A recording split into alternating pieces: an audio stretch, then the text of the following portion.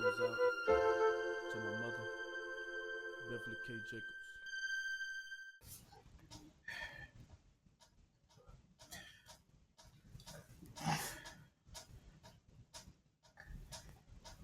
Thank you, Yah, for everything you have done for us.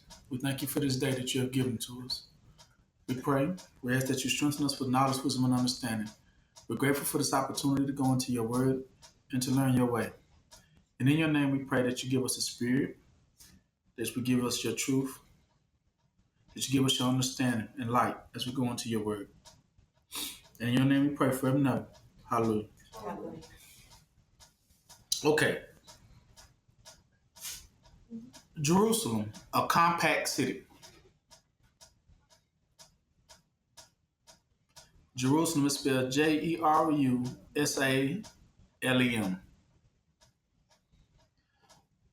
A compact city.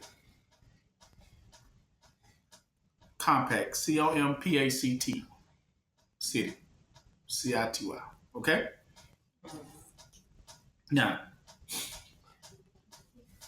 today we will understand some things. We'll just get straight off into it so that you want to know. We're talking about Jerusalem, a compact city, right? Right? Now, what's another word for that compact city? Zion would be the name. Okay? Now, today you're going to learn what's really going on.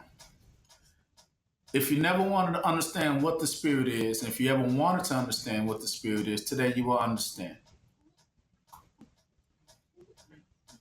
Spirit represents the purpose in the matter.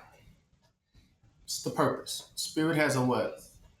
A purpose. Meaning it's something that the Spirit desires to do. Right? And so today we shall know if we are in the Spirit, and if we haven't been in the Spirit, we will understand and recognize who is in the Spirit, and we will recognize what the Spirit will be going forward. This right here will clear up all the questions of what's going on, if who is who needs to repent, and going forward. Right? So today we will learn. We will learn Yah like we never knew Yah before. Okay? Now, in order to know Yah is truth. Yah is love. If you don't know that Yah is love and Yah is truth, then you don't know Yah. You don't know Yah.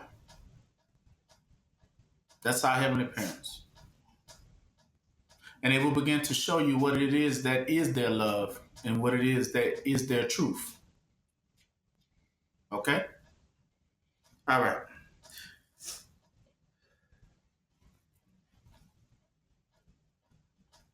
The lie that is against the truth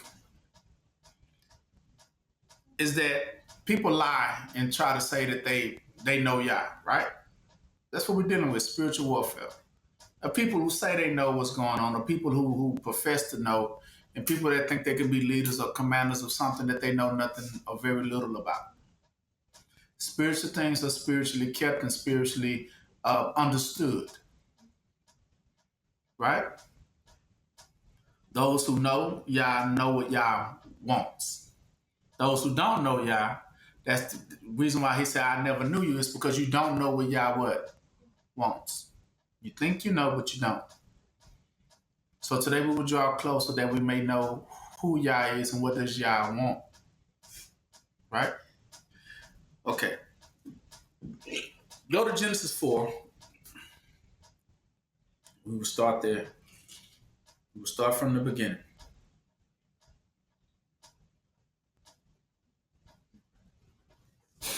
So Adam knew his wife, and she conceived and bare Cain, and said, I have gotten a man from the Lord. She again bare his brother Abel, and Abel was a keeper of sheep. But Cain was a tiller of the ground. We know that, right? And in the process of time, it came to pass that Cain brought of the fruit of the ground an offering unto Yah. And Abel, he also brought of the firstlings of his flock, and of the fat thereof. And the Lord had respect unto Abel and to his offering, But unto Cain and to his offering he had no respect. And Cain was very wroth, and his countenance fell. And the Lord said unto Cain, Why art thou wroth?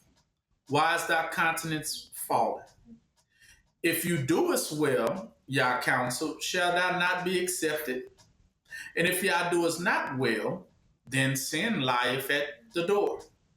And unto thee shall be his desire, and thou shalt rule over him.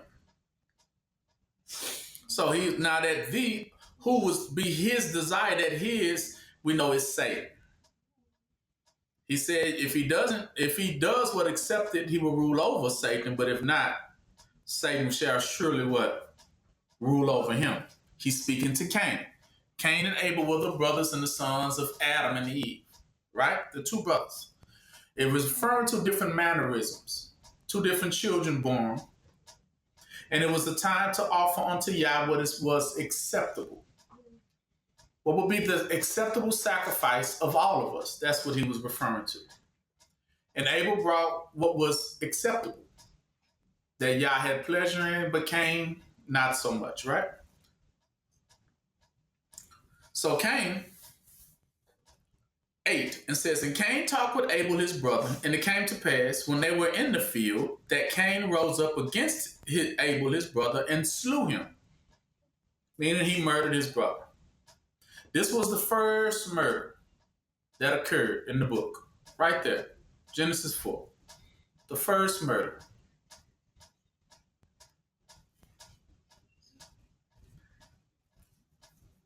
And so it came to pass 9, and the Lord said unto Cain, Where is Abel thy brother? And he said, I know not. Am I my brother's keeper? And Yah said, What have you done? The voice of your brother's blood crieth unto me from the ground. And now art thou cursed from the earth, which hath opened her mouth to receive the brother's blood from your hands. Right? So at this point, this is when Cain received the curse. Now, according to the curse, was it going to be just to Cain? According to curses, when Yah curses you, he curses you and your whole lineage, your whole family. You're right, exactly. Anything that comes from your sons, daughters, it also goes into your grandsons, granddaughters, and great-great, and great-great-great, and great-great-great-great-great-great-great. So it goes down quite a few generations will fall under the curse for the sin of Cain. Now, Cain, you got to understand, Cain came, is Cain coming before the flood or after the flood? Before the flood. Cain was born before the flood. Now, because he was the first person to commit murder, that day began Yah to create what you call the flood. Because of this event right here. This is the event, meaning before this event, how many people died before this event right here? None. There was none that died, right? But when he did this event right here, he spilled his brother's blood on the ground, right? Now, because of that murder of an innocent man, the earth became what? Dirty, exactly. So when that earth becomes dirty, then goes into effect. Right after that goes into the cause. That's the cause, but now an effect has to come according to that cause. Now, because you made the earth dirty, what comes behind dirtiness? Cleanliness, right? It's enforced. Now, so once you do that, you automatically have brought that upon you. Now, the enforcers of cleanliness, the cleanup crew has to come in and clean that mess up, right? So that's what happened right there. That's the day that the flood began. From that day, it already marked that now it's needed to be a cleanup crew to come in, because now the earth is dirty. We all know from this time, the earth got worse and what? From that time. from that time. That's why the flood was so necessary, right? So let's read on. So because of that, 11, it says, and now art thou cursed. Whenever you see the word art, A-R-T, meaning is now it is written. Art means this must come to pass. It is now established. You can't change it. Art means is written by the fingers of who? Yeah, you can't change it. Art. That's why it's called art. Like if you draw on art paper. Yah has now formed you in the essence of a what? He drew him as a what? A curse. So now art means he's cursed, and by art mean and anybody else who walks in the same similitude of him is now what? Cursed also. Okay? That's what it means. You're not cursed from the earth. By art, meaning now your very spirit is a curse. Right? So therefore, art 11 says, now that you are cursed from the earth, which has opened her mouth to receive thy brother's innocent blood from your hand. So when now, because of the curse now goes into effect, Yah begins to explain to him what all that curse meant. He says, so when you tillest the ground, it shall not henceforth yield unto thee her strength. So he would definitely would not have what? Strength of the earth. A fugitive and a vagabond shall you be in the earth. So he gives him now his official title. His official title, from that day forth, he will always be what? A fugitive, right? So, and a vagabond. Now, a fugitive, go over that real quick, kind of like, y'all kind of get what a fugitive is. It's definitely somebody who has escaped and they're running from what? Justice, right? They're running from like, I ain't gonna get caught. I know it's coming for me. I know it's coming for me, but it ain't gonna never catch me. It ain't gonna never catch me, right? They're always on the run, basically. And that goes into the next word, vagabond.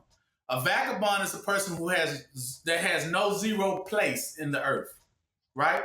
He will for always be someone that's just what? Passing through. He's just, now he has become a true stranger to the earth. Meaning he has been exiled, meaning he don't have a homeland, or he won't never have a place amongst nothing good, right? He has basically been like a plant has been uprooted, no longer having a place that he can call home, right? Nothing to rest his hat on. That's why I say the earth will not give him any strength. Meaning the earth will never prosper you, meaning there'll never be somebody that will come and tell you good things. Never. Okay? You cursed. So there is nothing that's going to come and tell you later down the line you're not cursed. That's it. I would say you can't uncurse, like Balaam said, right? You cannot bless who is what? Cursed, and you can't curse who is not blessed. That's what he's telling you. Because once you say art, if you use A-R-T, it's a wrap. It means you not by design cursed. Design means everything you ever gonna do in life gonna always end in that curse. No matter what you try to do, it's always gonna come out for your bad. Basically, even when you think you're doing good, it's still coming out what? For your bad. That's what he's telling you. That's what curse means. No matter what you put your hands on, if you touch a flower, the flower gonna petrify and die. It's just like whatever you touch is gonna go what? Bad. That's what he's telling Cain. All right. And now he's become a fugitive, right? When you become a fugitive, that's the same thing as handing back in the Western days. When you became a fugitive, right? Everyone would hang like a poster up, a wanted poster, right? And say, this person right here is wanted $10,000 reward or $1,000 bounty, right? For them, right? So that's what a fugitive is, meaning he would always be on the run because there's now, Yah basically telling him being a fugitive, now I will appoint avengers, or what they call them in our days, bounty hunters, right? To find you, to seek you out. So of the earth, right? So he knows that. He's like, dang, okay. Because he's now convicted of what? Murder. And so because Cain said, well, dang, 5:13, read what Cain says in response. Cain said, well dang, y'all, my punishment is greater than I can bear. It's too much. Meaning, bear means I won't be able to live through this. It's too much for me to bear. Right? My burden, you have just burdened me with a heavy burden, and it's going to be a hard price to pay. I don't have nothing to pay for that. Right? There's a debt over my head. So he already comes to Yah and be like, I can't, if you do me like that, I surely, it's a wrap for me. 14 says, so behold, this is what Cain says. You have driven me out this day from the face of the earth. Driven, like cattle, right? You have driven me out from the face of the earth.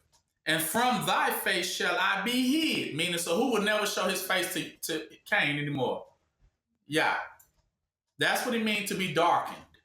Meaning Yah will not show his face to you what? Anymore. Meaning you'll never hear anything good. There won't be any mercy for you. There won't be any repentance for you. When Yah says he hides their face from you, meaning there is no comeback when you cursed. You're done. So from that moment, that's what he said, his countenance grew what? Dark, black. Meaning from that day, everything filled him from that point is anxiety, fear, paranoia, suspicion, because he knows what's coming. That judgment. So from that day forth, it marked for him. So that means all bravery and confidence he had from that point on, just what? Got sucked right on out.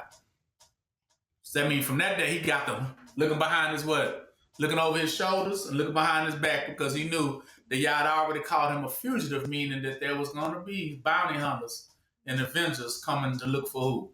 Cain. So that's what Cain says. That's too much for me to bear. And he says, and I shall be a fugitive and a vagabond in the earth, and it shall come to pass, he understood what it meant, that everyone that findeth me shall what? Slay me. He said it. If they find me, they're going to kill me. They're going to delete me. They're going to terminate me. Like if he's, you know how they send a Terminator after you? That's what he's saying. You're going to send a Terminator after me, and it's going to be a wrap. Because when he finds Sarah Connor, he going to what? He knows, because he knows that's one who knows the mission. He will send a Terminator after him, basically. He's like, oh, man, how I'm going to make it now? You already done set me, doomed me for a Terminator. Basically, real talk. He sent the leader to come get him. Finish him. He knows it. At an appointed time, they were coming. Right? So 15, and the Lord said unto him, therefore whosoever slayeth Cain, vengeance shall be taken on him sevenfold. So this is the beginning of what? Law. Because he said, now anybody come for me, that vengeance will be taken on what? Them. So he didn't just reverse the what? He didn't reverse the curse. Right there. Now anybody come for me, you gonna get in trouble. Don't touch me. Right? And the Lord set a mark upon Cain. See, that's the mark. The mark of the what? The beast. He's already marked, sealed for destruction. He's already appointed to be slayed, right? He knows it. He knows his time is short. And he knows that's the mark of the beast. He knows.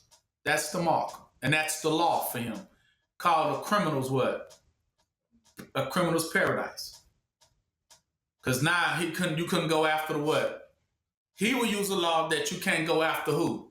The murderer, the criminal, the fugitive. You couldn't come after me, right? That's what he said. Anybody come after me, sevenfold going to be returned back on you if you come after me. You know. because that was how he tried to put fear or had instilled fear into the what? The Avengers or the Terminators or whomever that would have came for him. He made them think about it.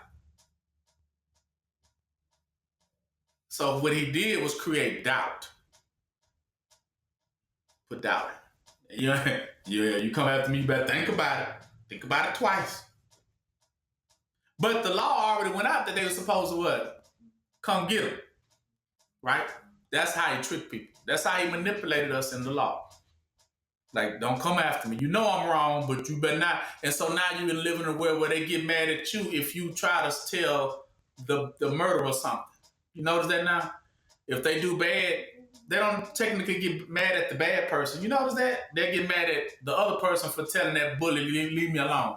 How do you get suspended if they bullying you? Right? But now it has become that. When people do you wrong, they try to get rid of both of y'all, but it's like, but no, I was just defending what? Myself. I didn't try to do anything. I didn't come after them. But now, that's what I mean, a criminal's paradise where the murderer or the bad person gets away with a lot of things now. Because that was the law of Cain. The law of Cain, which I explained to y'all back in the days, is that's the terror law, right? Remember I told y'all that. That's what that means, the earth laws. Because Cain is from the earth. So Cain went out from the presence of the Lord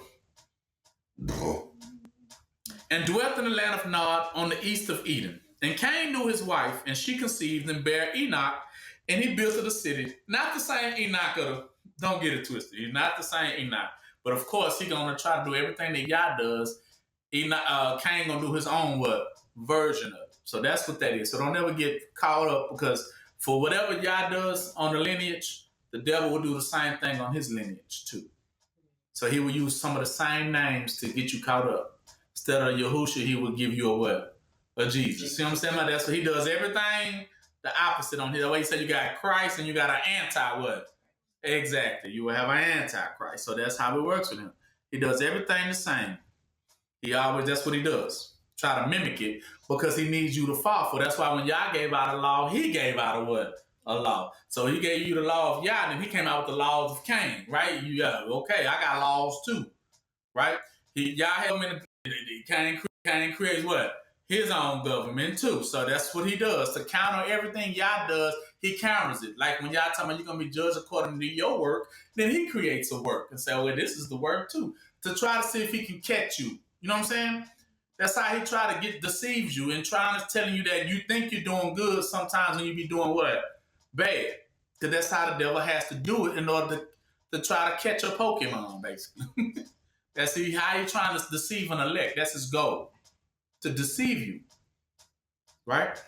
That's why he's called the great deceiver. Okay. So therefore Cain knew his wife Enoch. 18. And Enoch was born Irad. And Irad begot Mahuyael. And Mahuyael begot Methuselah. And Methuselah begot Lamech. And Lamech took upon his two wives, and the name was Ada, and the name of the other was Zillah. And Ada bare Tubal,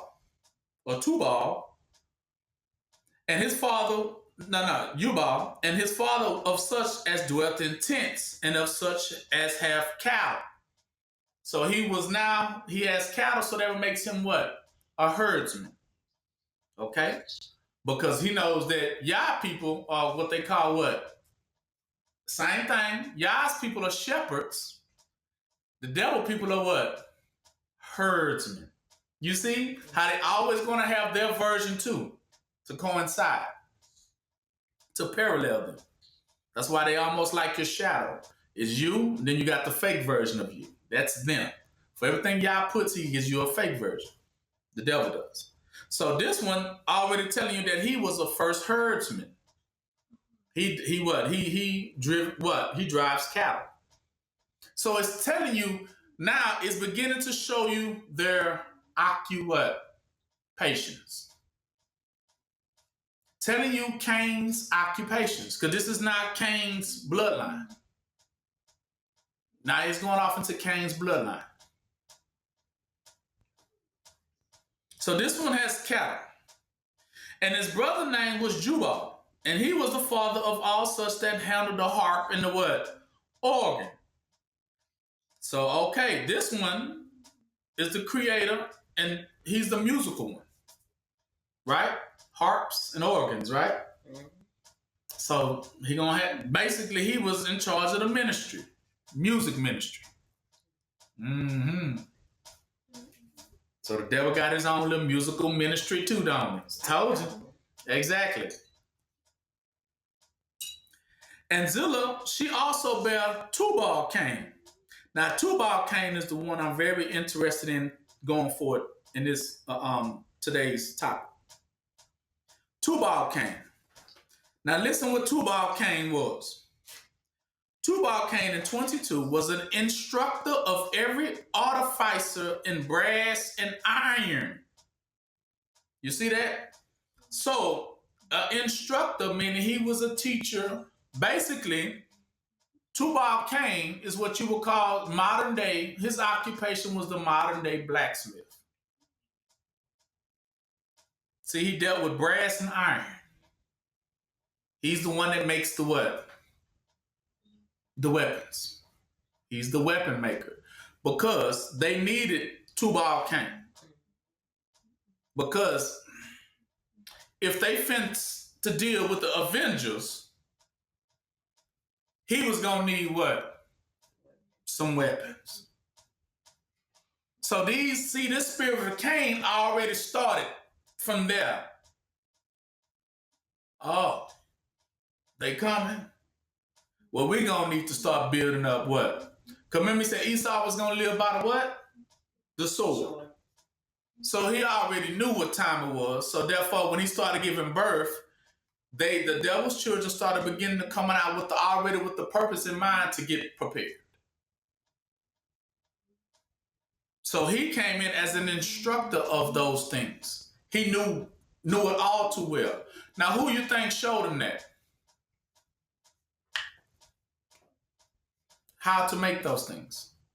Well, this will go back. Tubal Cain will also go back into the fallen, the giants. That's why I told you Cain was pre-flood. So he had got the knowledge from the devils and giants. The fallen giants showed him how to make, gave him the knowledge of it, the occupation of it. Show you how to melt metals and irons down and show you how to create weapons with those things. Because you're going to need them. Okay? All right. Now,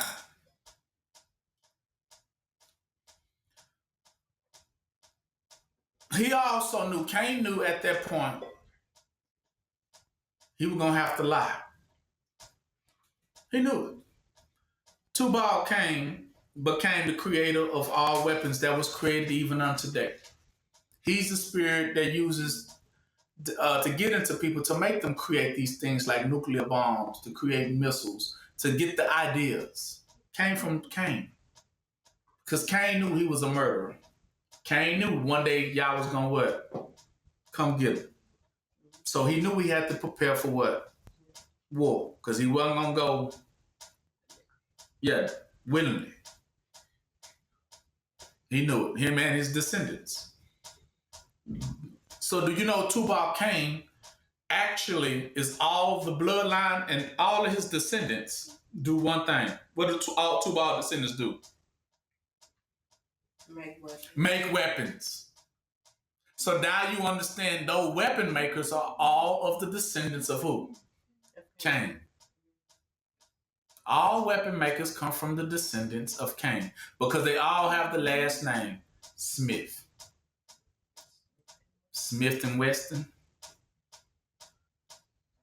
That's actually, if I would tell you the truth, that is what the word Cain means. Cain's real name is Smith. Because he's a smith. He's a blacksmith. See, that was running his bloodline to make weapons, to create that fire, blow that fire, and make those weapons. That's what he does. All those people who ever seen making these weapons and of iron, or them brass, of gold, those are descendants of who? Cain. Learn it. They call them smiths. All right? Now, Isaiah 41.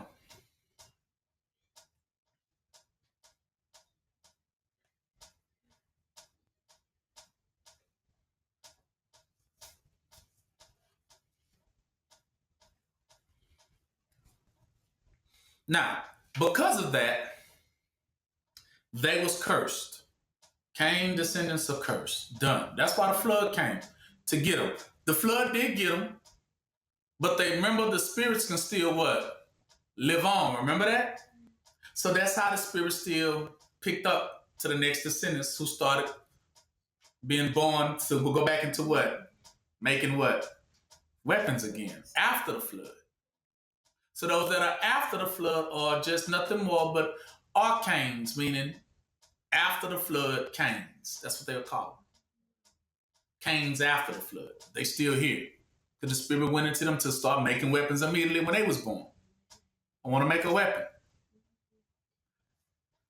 Elon Musk will be considered what? Descendants of Cain. Because he is a weapons maker. One of y'all favorites. Tony Stark would be a what? Descendant of what? Okay. Because remember, he was always in there. How do you know? Because in the Iron Man 1, what he was in there doing?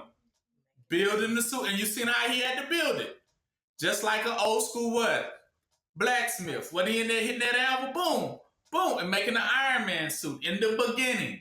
He's telling you because he was of the Smiths. Meaning he is a blacksmith as well. He is a weapons what? He built the war machine, didn't he? He is a weapons maker. Now you understand what they do. They make weapons. For the armed defense. Him and John Cheadle. Right? So because of this, they cursed. So they say, well, since we cursed, right? We cursed, we gonna consider now that everybody gonna be what? Cursed, just like us. We cursed, so everybody gonna be cursed. That was the name of that game. That's what the devil laid his hat on. Boom. If I'm cursed, then everybody gonna be what? Cursed with me. That is the beginning of the father of what? Lies. Because that is a lie. That's why Balaam said, you can't curse what's what?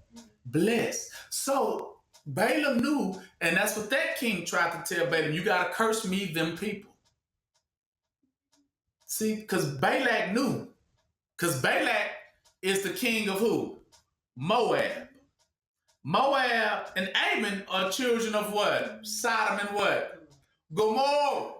So when the king of Sodom and Gomorrah got a chance to see the children of Israel, he wanted them cursed what? Too. That's why he hired Balaam. Balaam cursed me, them people. But Balaam on that donkey. Remember the donkey was like, I'm not going to do it. He said, curse me, them people. Because if you don't curse them, they're going to outlive us. They're going to outlive us. So that's the lie. That everyone's cursed. And so when everyone began to be cursed, he said, all have fallen from grace. That means y'all went through there, smashed everybody what? Homes down, didn't they? Everybody got their home smashed down. Blooga, blooga, blooga, blooga, blooga. We know Esau got his home smashed, right? We know Egypt got their home what?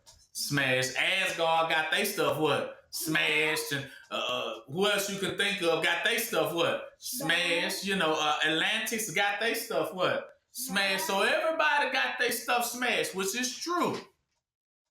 Which is true. That everybody got their stuff smashed. because Yah was not pleased. Africans got their stuff what? Smashed. Yeah. So everybody got their stuff smashed. Asians got their stuff smashed. Sodom and Gomorrah got their house what? Smashed. So they was like, dang, everybody got smashed. Then, of course, Israel got their what? Got their stuff smashed. During the time of Solomon Temple got it smashed. It's like, dang. So everybody's stuff smashed. So that's when the lie came out now. Hear me? He said a lie against the truth. Yah is both truth. Is that now that everybody got their stuff smashed, that Yah is cool with it. Even us right now being in captivity with our stuff smashed, good. That's what Yah wanted. But that's the lie. That is the lie. Because there was only one people that he ever decided that he was going to bring back. And then that is what became the war. Because children that was cursed got upset with children that was coming to find out wasn't cursed. And now they say, well, why they get to come out of it and we what? We don't. So then the lie started. And the anger and the frustrations fumed. And they say, well, what are we going to do since we all smashed? This is what they decided they would do. They said, the lie against the truth, here this, is that Yah wants to keep everybody down. This is what you're going to hear. They want to keep Zion down in rubbles, unbuilt, under siege and under control of pandemonium. But the truth is that Yah wants to separate and rebuild Zion. This is the truth. That Yah wanted to separate and rebuild what? Zion. Freely, risen again to its former glory from these. For these are liars of Satan who desire to keep it as it is. See, they rather keep it what? As it is. But that's the lie that they've been running around here telling all of us. Y'all ain't never going back. Remember, that's what Trump and them said. Y'all ain't never going back. Y'all been smashed. That's a wrap. It's it. But that is not the truth. Today you will find that out. Genesis 41. Isaiah 41. Y'all there, right? So this is why he says it like this. Because when they begin to figure it out, that's what started the war. Listen. So it says, keep silent before me, O islands. Now the islands represent the island of the Gentiles, right? Or the island of Greece. Representing who? The Edomites. He told them to be silent because they is the one that's saying it ain't gonna happen. It's not the rest of the nations that are saying it. Who is the one nation that's saying they ain't never coming back? It's only one set of people that are saying it. Even though not saying that the rest of them are not in on it. They are fine with it too. But it's only one that got their mouth open saying what ain't fenced to be. I never let against my dead body.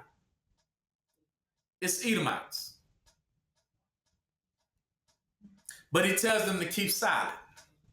And let the people what? Renew their strength. Renew their strength means that you don't get old. You don't play out, you don't go out of style. For according to contrary belief, you think that you're going to get old and get shriveled up and die. No. Children of Israel do not what? It's not that they don't die, they don't age. the truth. Only time you age is because you refuse to do the truth. Telling you what the truth is. He's going to tell you what the truth is. Let them come near and let them speak. Who? Let Israel speak. Let them come renew their strength. Let them come near unto Yah and let them speak unto the world. Let us come near together to what?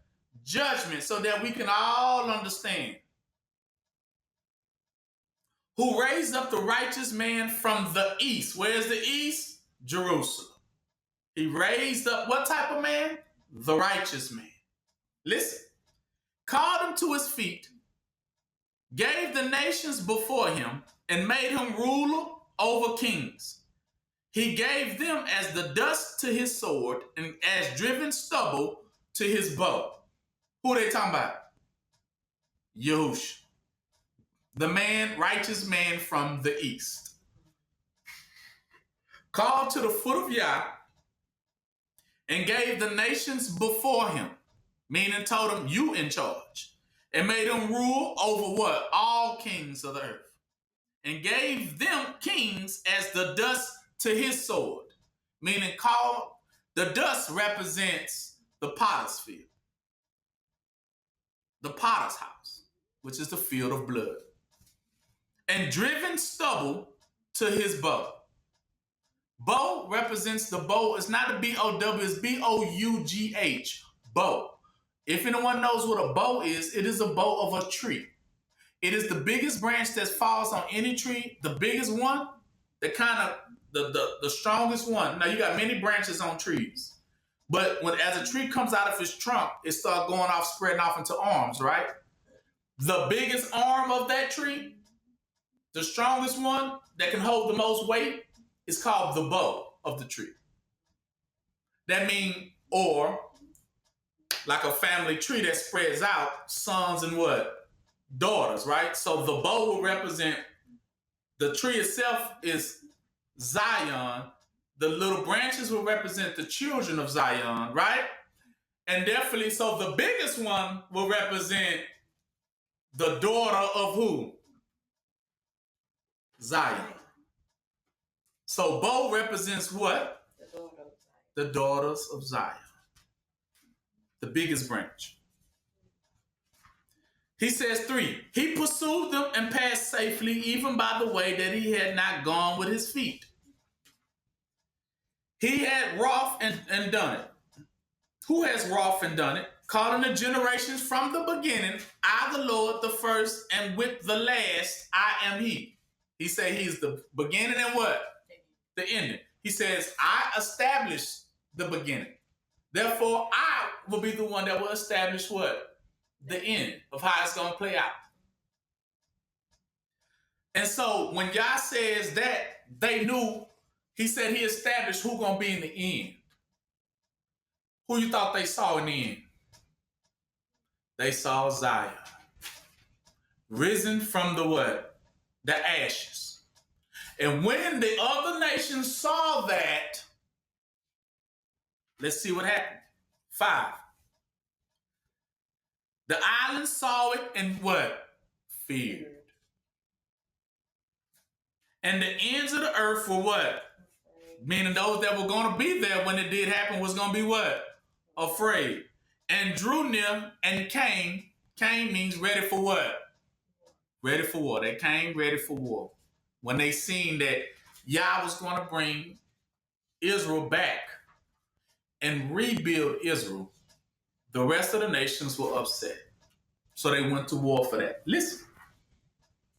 So, 6, when they figured that out, they said, well, what are we going to do? They became hopeless. They was like, well, we ain't got no Yah like that.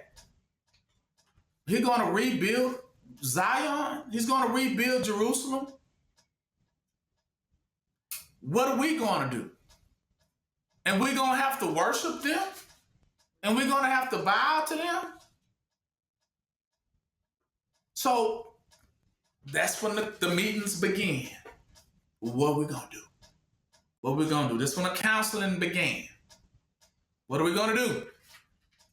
We can't just let them come in here and be rebuilt. So we got to lie against that truth. Now, how are we going to do it? So they all gathered, figuring out what they're going to do, the other nations.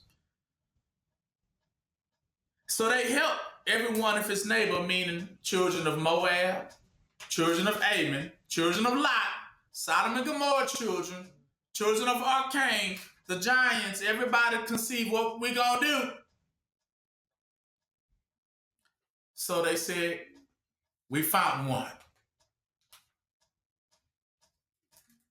Children, devil said, children, be good. We found one. The chosen one. That's gonna keep it good for us. That's gonna fight for our right.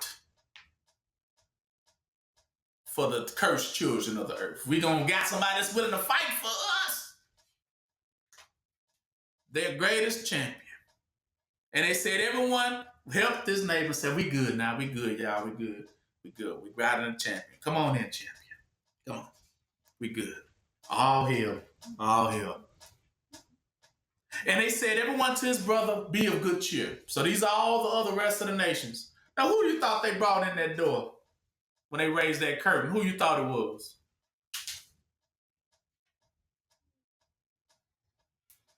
Esau.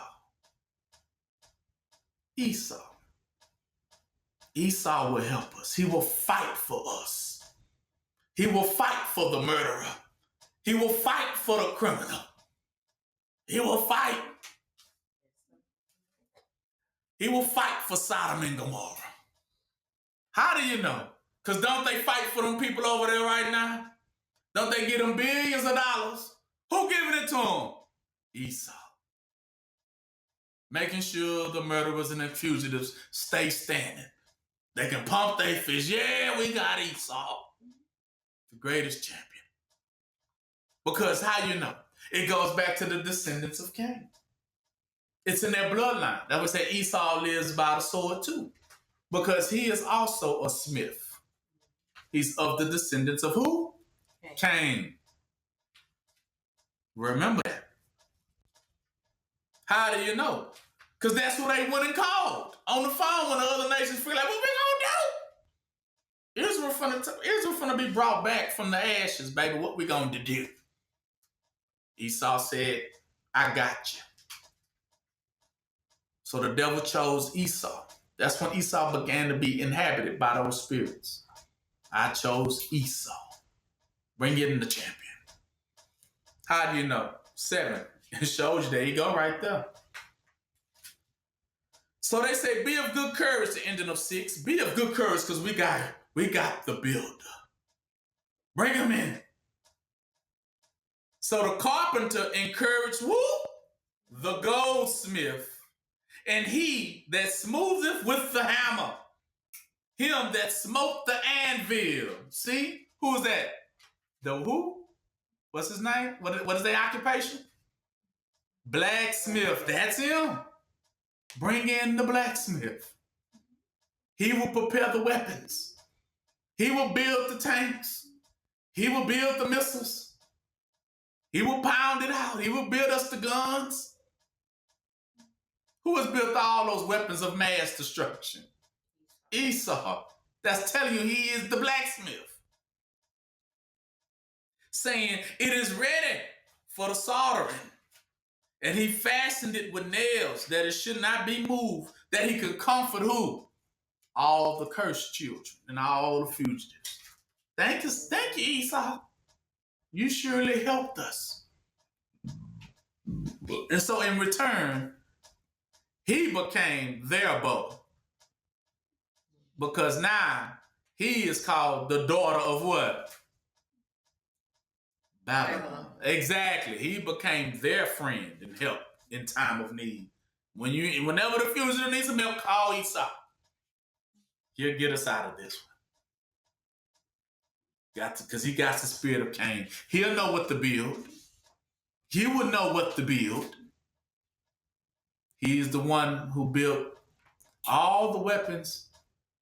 And then he's also the same one, if you look, Who built it? The dollar bill. Who faces on it?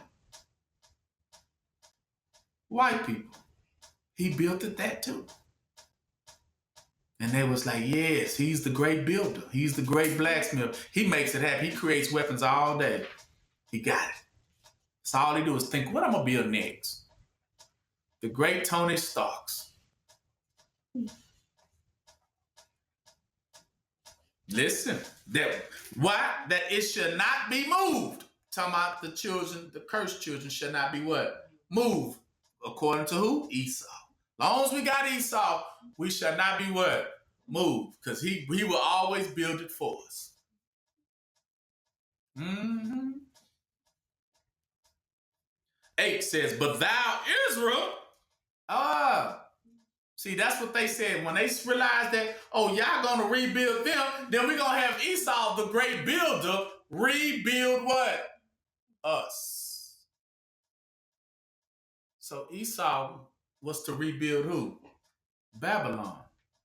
We have the great one who will rebuild who? Us. Ain't that's what he building up? Esau will build it. He will rebuild us. The cursed children finally will have their paradise, their island, their land, from the ashes. That's what he said. Go to Malachi 1 right quick and we'll come right back.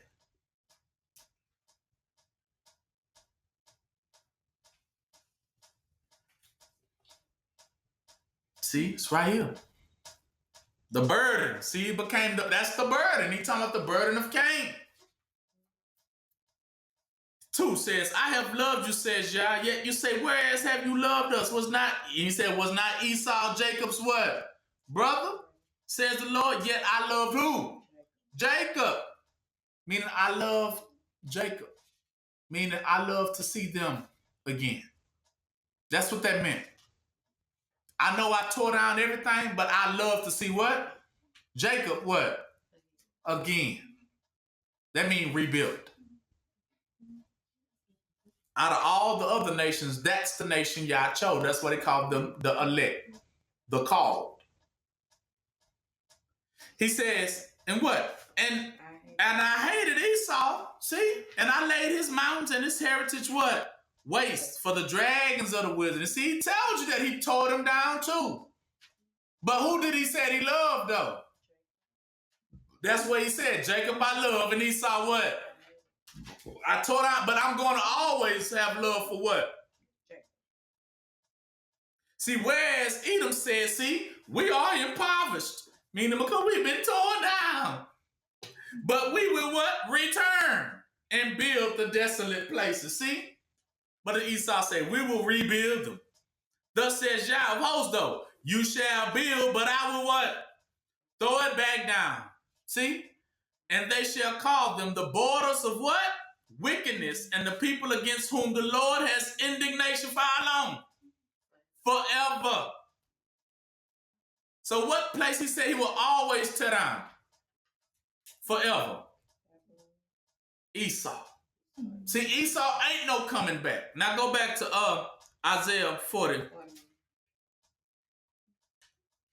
He was never going to bring Esau back. That's why he say, Jacob I have loved, but what? Esau what? I have hated. And anytime they try to build it back up, I'm a what? Tear it back down. That's what Yah says. For them, that's their fate. They're never going to be rebuilt. But it was only one nation that he chose to rebuild and say will be rebuilt. And that's the truth. And that's why everyone's so jealous and mad. Because there is one that will come out of the ashes, that will come from amongst them. Right? Where we was at. He says it, 8. But thou, Israel, art my servant. See? Jacob, whom I have what? Chosen. The seed of Abraham, my friend. Thou whom I have taken from the ends of the earth, and called thee from the chief men to my Esau thereof, and said unto thee, you are my servant. I have chosen you, and not what? Cast you what? Away. See? I have not thrown you away. Fear thou not, for I am with you. Be not dismayed, for I am your God. I will strengthen you. Yeah, I will help you. Like Esau want to help them, I will help you though. And I will uphold you with the right hand of my what? Righteousness. You see that? Behold, all they that were incensed against you shall be ashamed and confounded. What is they going to be incensed about and shamed and confounded about? Because Yah has already desired to rebuild what? Zion, Israel, Jerusalem. He's going to rebuild it. And he tell them, now anybody that's against this truth don't have no spirit and they are haters of Yah. Anyone that say that ain't what Yah gonna do, that ain't happening against my dead body, Israel will not be reborn. He's telling you right here, anybody that fights against you, I will fight what? Against them.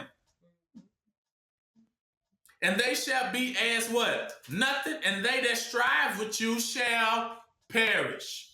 He's telling you, perish means to wither, shrivel up, and what? And die. They will not be able to stop Israel from being what? Built. This is the desire and the truth of Yah that everyone is lying against.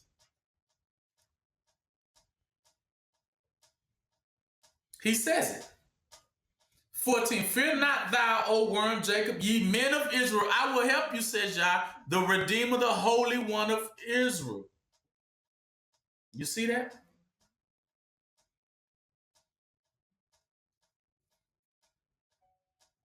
Now, they saw it. They was discouraged because they realized that Yah has now put out the word that he wants Zion to be rebuilt. That was the beginning of the Spirit. That was the beginning of the Spirit. The Spirit knows it has a what? Purpose. What is Yah's purpose? Now, to rebuild Zion.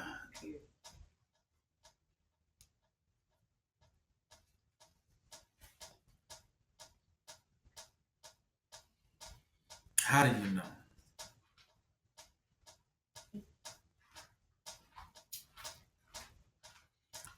Romans 1, 14 through 22.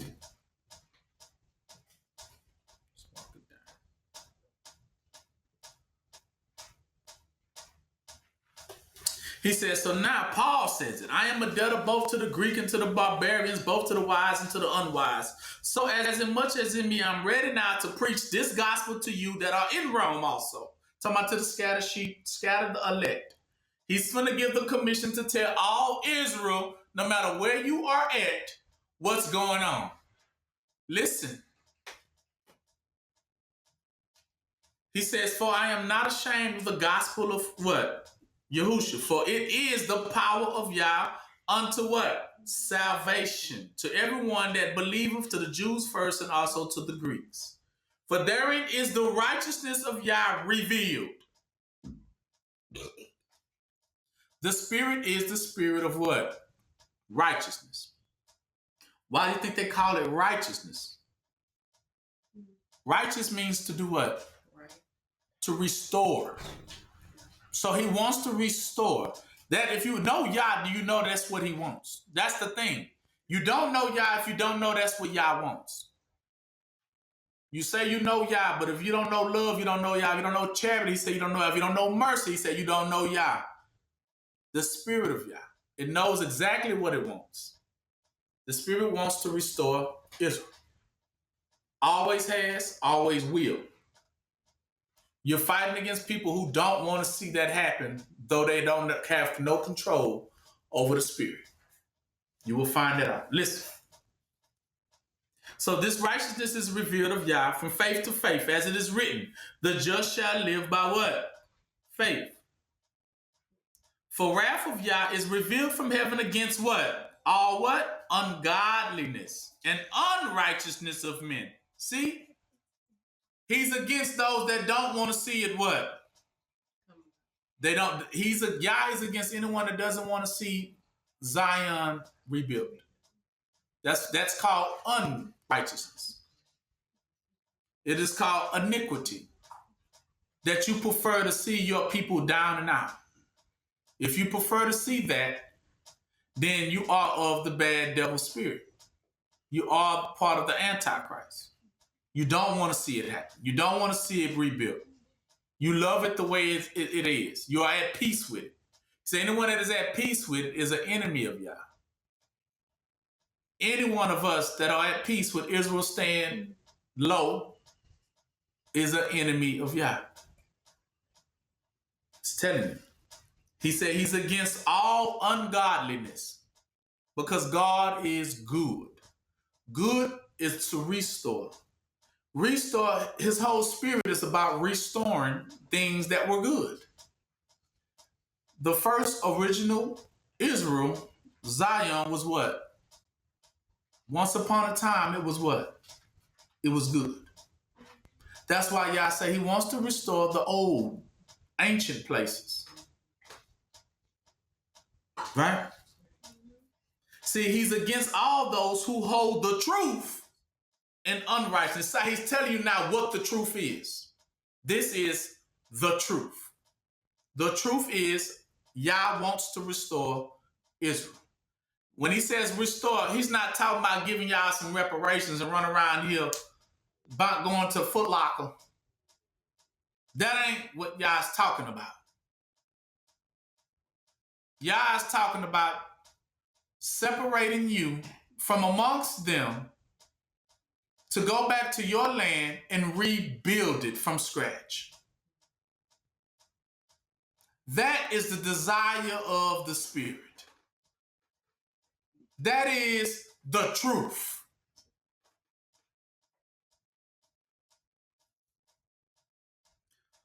For wrath of Yah, 18, is revealed from heaven against them.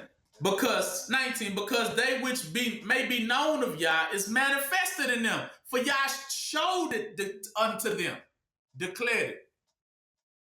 For the invisible thing of him from the creation of the worlds were clearly seen, being understood by the things that are made, even his eternal power and Godhead, so that now they are without what? Excuse. Because that when they knew Yah, they didn't glorify him as not Yah. See that what he's telling you? Because God is what? Good. God is a rewarder for those who what? Diligently seek him. Yah always, if you repent, Yah going to what? Have what on you? Mercy. Mercy means rebuild. Now go back home and do what you know you're supposed to do. The prodigal son. You see, the father was not angry when he met the prodigal son, came back, but he was what? He threw the biggest party for him and restored him back to his former glory. Said, put my best ring on him. Put my best chain on him. Make him, clean him up. That's what clean up means. Put back on your rightful clothes. Come out of these rags. The truth. Yah's happy to receive you back in your former place. And he's not happy or ever think he's at peace when you sit here and live like you live now, as if, well, it is what it is. Then you don't know Yah. Then you don't know Yah. If you cool with it, you don't know Yah. If I can do this, you don't know Yah. If this is all I want out of it, you don't know Yah. What if I just get a car and you don't know Yah? No. Yah is about one thing and one thing only. To rebuild what? He need a place for his feet to what?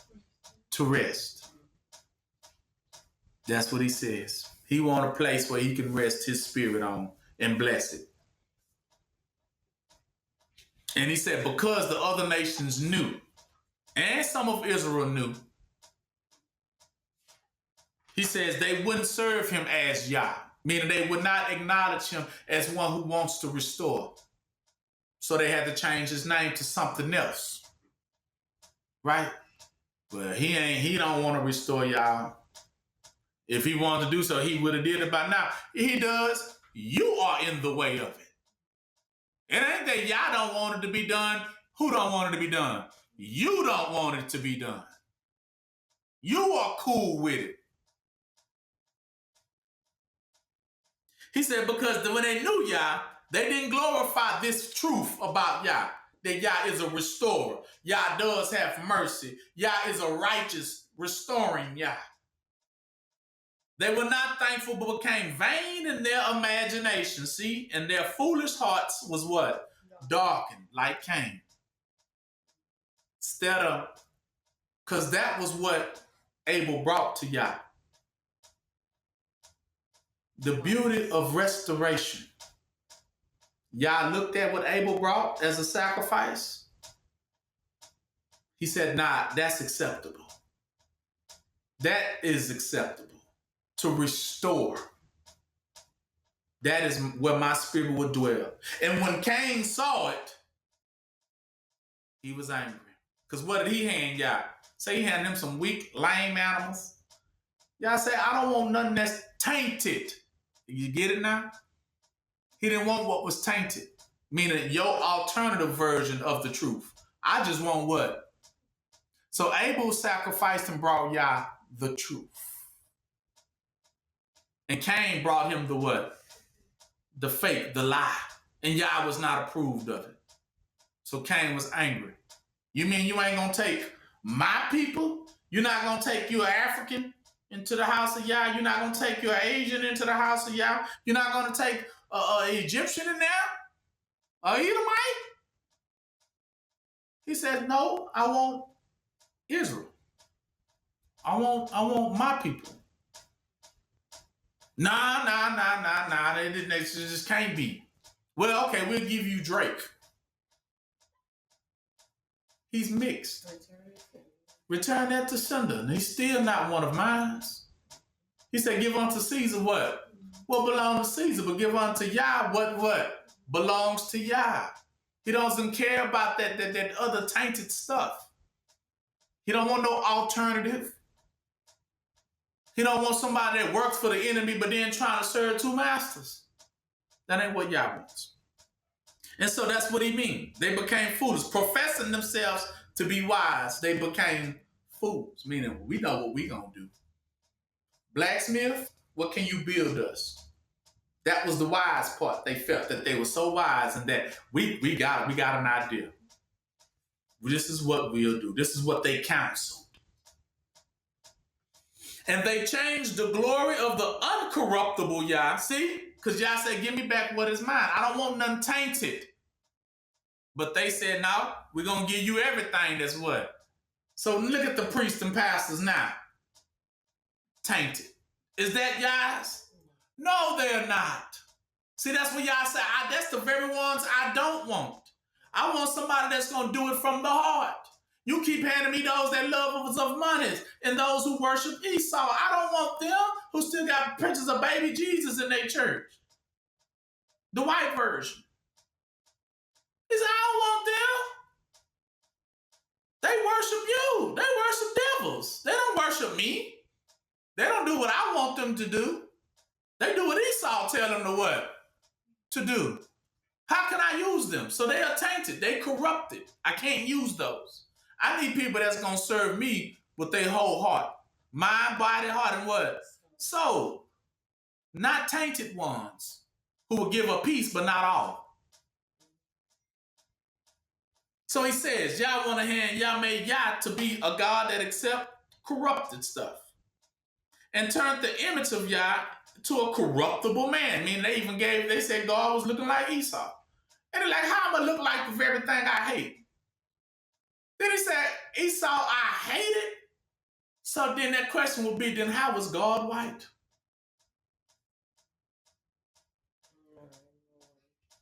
There's no way it would be an Esau-looking God then. It wouldn't look like him. And he said, you made him corruptible man, and if you didn't give him the man, you said, well, let's make him look like a bird. You know, he's a bird, or he's a 4-footed beast. Make him look like a bull, an ox, and a creepy thing. Make him look like a spider or something, or a serpent. You know, make him a statue of a snake. Make a statue of a bull. Call that God. So wherefore, 24, what God also gave them up to what? Uncleanness. Okay, since y'all want to be tainted, huh? Y'all want to hand me what is tainted? Well, I'm going to taint you. Through the lust of their own heart, to dishonor their own bodies between themselves. So he says, because you want to play games with me and hand me what is tainted, I'm going to hand you back a curse, what he called. And this is going to be a very tainted curse for you. This means this, that everything you do is going to come back what? Bad. Every idea you have is going to come back what? Bad for who? You. You're going to dig a pit, but you're going to what? Fall in. You see? You say you're going to give niggas crack. That was another Edomite trick. Then who started getting on the crack? The white people. They started, oh man, I didn't tell you to smoke it. It was for them. You heard us. So they said, well, what's Esau? You got another trick up your sleeve? Okay, let's bring out the gay thing. They said they threw it to the black. Hey, y'all be gay. Then they started being. He said, no. You messing us up. How can we live longer than them if we become gay? Because we can't have children. Ding, ding, ding, ding, ding. You're killing your own self.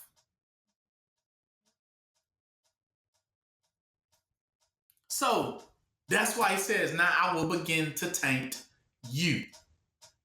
I will begin to make you steady come up with these harebrained ideas that ain't gonna do nothing but kill off your own what? People.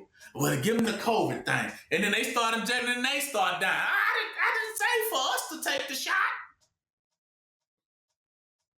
So every time he puts something out there, he buy guns. He say, now let them kill each other with the gun. Then they start killing themselves with it.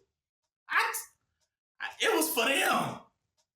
See, everything he creates for death turns around and comes for who? For them. It called backfires. Because that's who it's meant for. Right? And says this, 25, who changed the truth of Yah into a lie. See? The lie, what is the lie? Y'all don't want y'all to be what? Rebuilt. Y'all don't want y'all to ever come back together. Y'all want us to stay separated. Y'all want y'all to be amongst us. Y'all want us to hold hands together. Y'all says kumbaya between, I see, what he said, I have a dream. I have a dream, white and black people were holding hands. See, now you see that's the lie. Yah says come out from what? Amongst them, be ye separate for the what? Building up of what? Israel. You can't build it if you still mingled with them. Because remember, now, if you mingle with them, you are called tainted, damaged goods, unusable for Yah in the building of his temple and house. So he gave them over to their vile affections. Women began to change the natural use into which was against nature. And likewise also they men, leaving the natural use of the women, burned in their lust one towards another, men with men, working that which is what? Unseemly. What is unseemly? Because you can't have no what? Two men can't have a what? A baby. And receiving in themselves the very reward of their error, which was what? Me. Meaning, yeah, you want to try to stop my people from going forth. You're only going to kill what? Yourself in the process. So even as they did not like to retain Yah in their knowledge was to rebuild Israel. God gave them over to a reprobated mind to do those things which were not, the word was called convenient. Meaning the very things that they would have gave them life. They have chosen death instead of what? Life. So for the very reason now they grow old and wither what? Away. All right.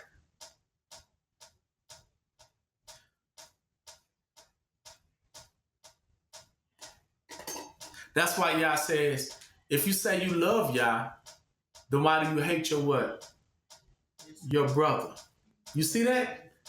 If you say you love Yah, Yah is all about restoring, having mercy, forgiving people, moving on, right? Let them rebuild. So if you love Yah, then how come you don't want to see your brother rise from the what? From the ashes. Meaning, why you don't want to see Cain, Abel? Cain don't want to see Abel. Right? So this is what they say. John 3:10-11.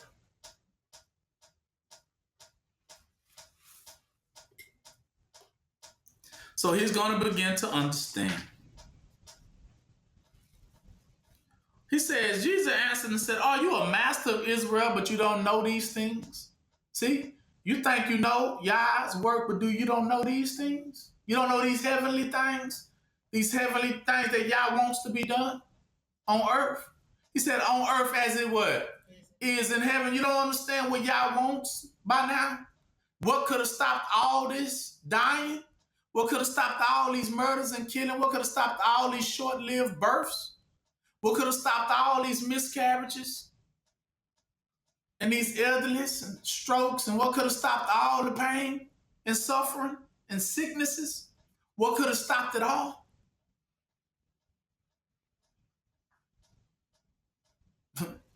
So he says, verily, verily I say unto you, we speak that we do know and testify that we have seen, and you receive not our testimony. See, you don't receive these truths. I'm telling you right now. You don't even receive it because you say, I ain't what Yah want. He said, I have told you earthly things and you believe not. How shall you believe if I tell you of what? Heavenly things. See? And no man has ascended up to heaven, but he that came down from heaven, even the Son of Man which is in heaven. So as Moses lifted up the serpent in the wilderness, even so must the Son of Man be lifted up, that whoever believe in him should not perish, but have what? Everlasting life. You see that? Eternal life. For Yah so loved the world. What is the word he talking about? Israel. See, he loves to see Israel rebuild. That's what he's talking about right here for them that didn't know that. He said, for Yah so loved that world that he gave his only begotten son because he wanted to see Israel what? Rebuild. That was what he gave it for. Yahushua, that's why he says, I am the witness. That's what Yah what? Wants. He says it. For Yah sent not his son into the world to condemn it. See, he didn't send him into Israel to destroy Israel, to leave Israel as he is, torn down. But he came that the world through him might be what? Saved, meaning set apart and what? Rebuilt, saved from amongst them. That's what the word saved means. Saved from a group of people. I mean, taken, redeemed from. Taken from amongst what? People that was already what? Cursed. Because yes, they did lie as a curse, but they was never truly what? Cursed. Israel wasn't. But the rest of them what? Were. See, this is the lie that they telling you, you just like them when you're what? You're not. They want you to believe that you are just like them. No, they were cursed. You was not cursed. You were punished. Punishment, you had to dwell what? Amongst them for a little while. But you was never what? Cursed. That is the lie.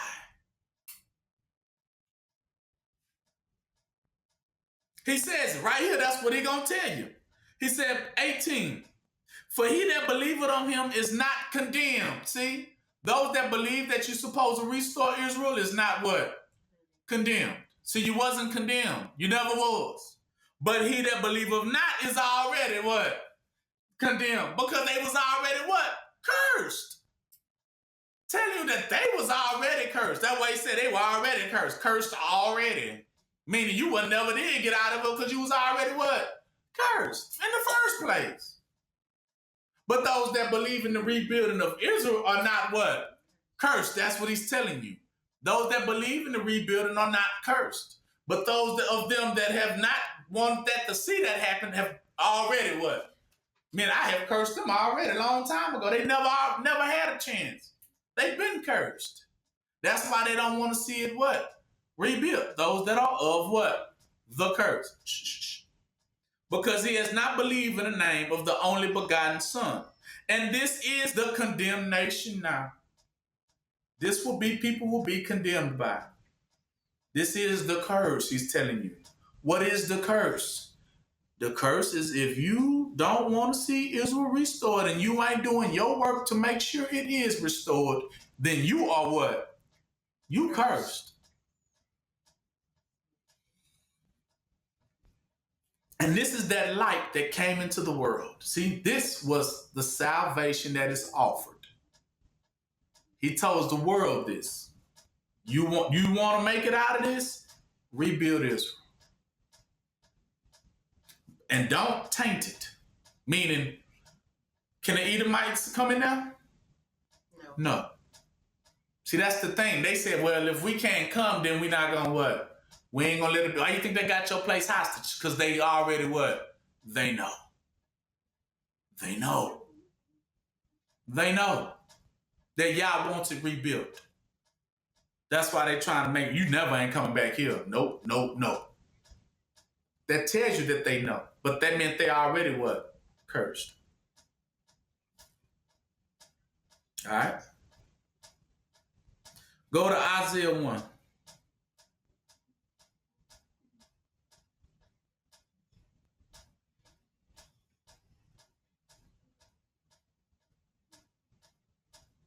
And it's sad. Tell you how sad it was. It says, hear, O heaven, and give ear, O earth, for the Lord hath spoken. See, I have nourished and brought up children, and they have rebelled against what I have wanted. Isaiah 1, we on verse 2. He says, the ox knoweth his owner, and the ass his master's crib. But Israel do not know me. My people do not consider what will bring their healing. See, that what he's saying? They don't consider what will be for their what? Good. They don't consider. What if we just rebuild Israel? See, that's what he said. They just don't have that thought, do they? It's not taught. So, 4 says, so all sinful nation, a people laden with iniquity, a seed of evildoers, children that are corrupted now.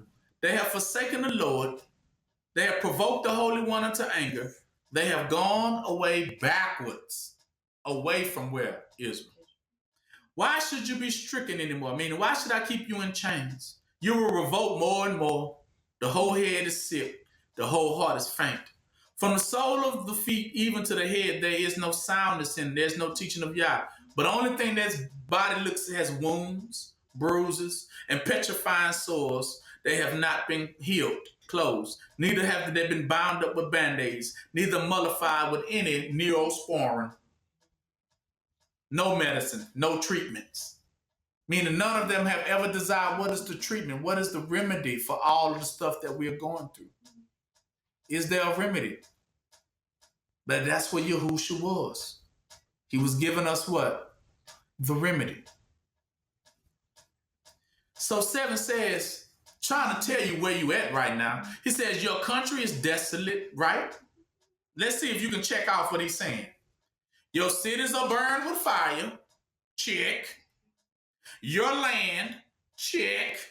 Strangers devour it in your presence. Check. Strangers are in your land right now, right? Devouring your land. Check. And it is desolate. Check. And it has been overthrown by strangers. Check. 8. And the daughter of Zion is left as a cottage in a vineyard. Talking about in a graveyard, as a lodge in a garden of cucumbers. Garden of cucumbers. He's talking about, according to Yah sitting in heaven, when Yah looks down, everything looks small to Yah. For you, it looks big because you on earth. So that garden of cucumbers that is surrounding you is what? Think of you as in heaven. and you look down from heaven, and you see a garden, a circle of cucumbers surrounding people, what you think that was? But you know what a cucumber shaped like? What does it look like? A cucumber. You know what a vegetable cucumber is? Right.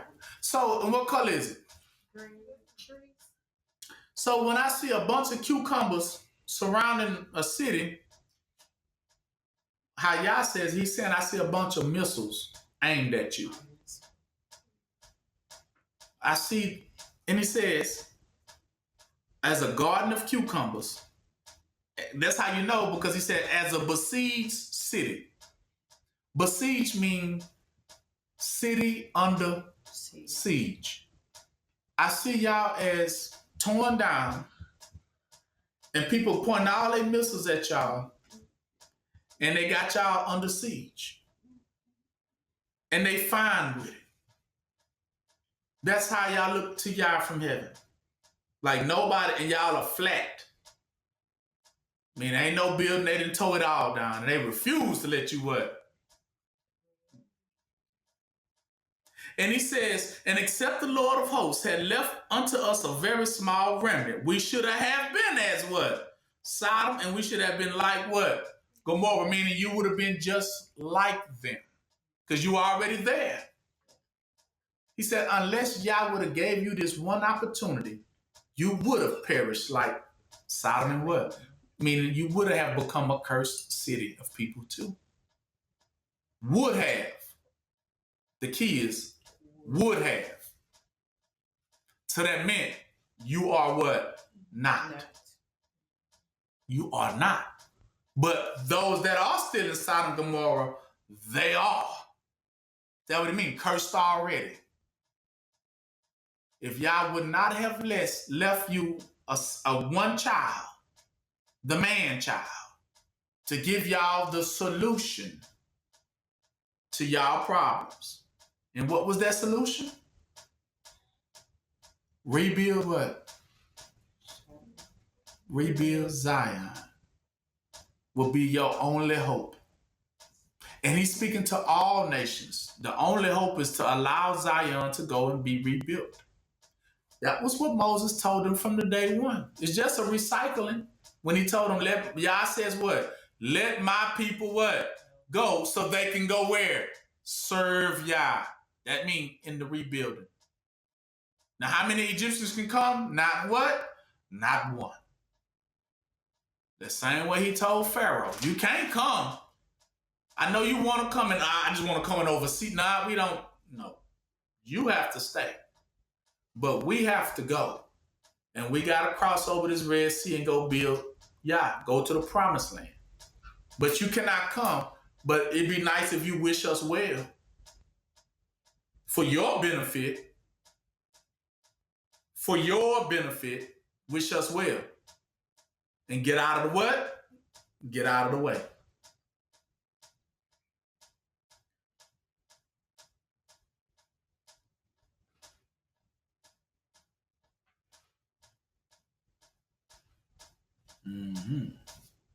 Now, moving on. As you see, city under siege. I just wanted y'all to see that. That they was comfortable with that. Because they was the ones surrounding you with the cucumber. See? Who you think bombs they belong to? Esau. They was comfortable with y'all staying desolate like that. Desolate means totally, utterly destroyed, flat. Like how y'all see Gaza in those places look now. That's how they got y'all place and they cool with it looking like that. How do you know? Go to Micah 4:11-13.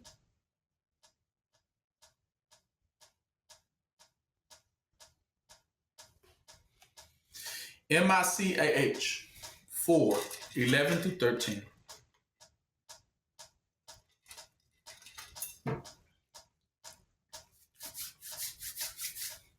It says, now also many nations are gathered against you. Many nations are gathered. That say what? What they say about Zion? Let her be what? Defiled. And let our eye look upon Zion. Let's see. Let us watch over what? Zion. Let her be what? Defile mean let her stay down.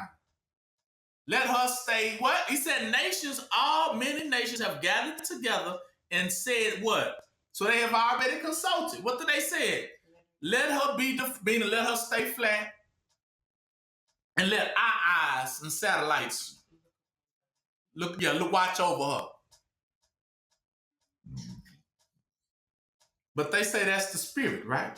That's what y'all want. Edomites swear to this day, God has given them the power and authority to keep you in captivity. If that is true, then why does 12 say this? But they know not the thoughts of the Lord. See, that's not his thought. That's not his purpose. That's not his what? Spirit. They know not the thoughts of the Lord.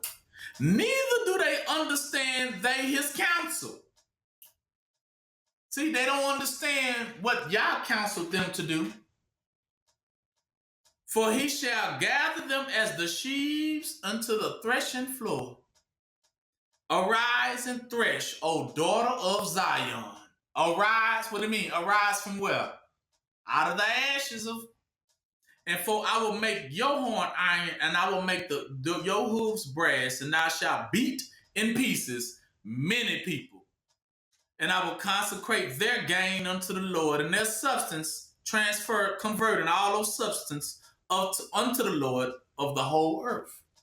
See, they didn't know what Yah truly desires. Because he said, that's not my thought. I don't desire to see them defiled, desolate, done, state of misery, poverty, ghetto, and I'm cool with that. That ain't the thoughts of the Lord. You see it shows you right there. Is that Yah's thoughts? No. So they're lying. That's what he told you. You will come to find out. These are just liars. They're lying to you.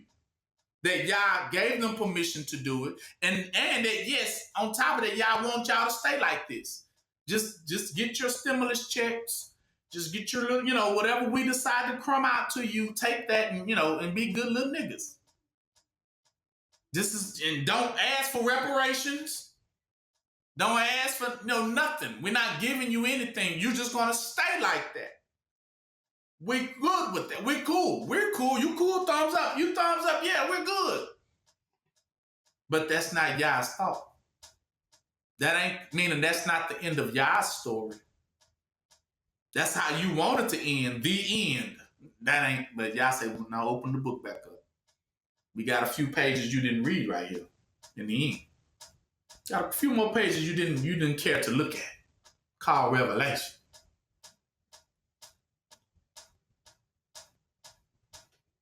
Habakkuk 2:13.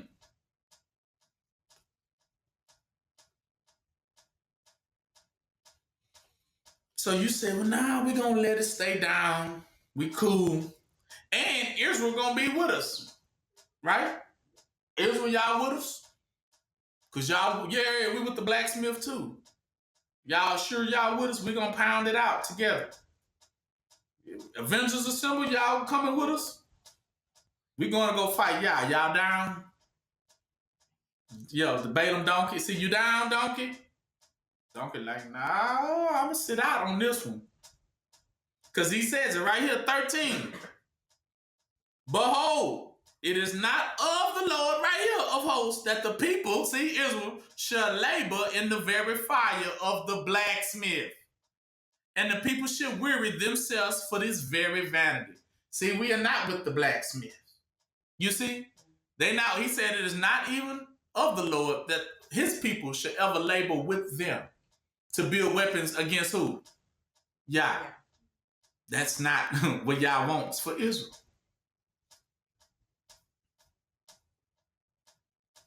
Psalms 137, 7-9.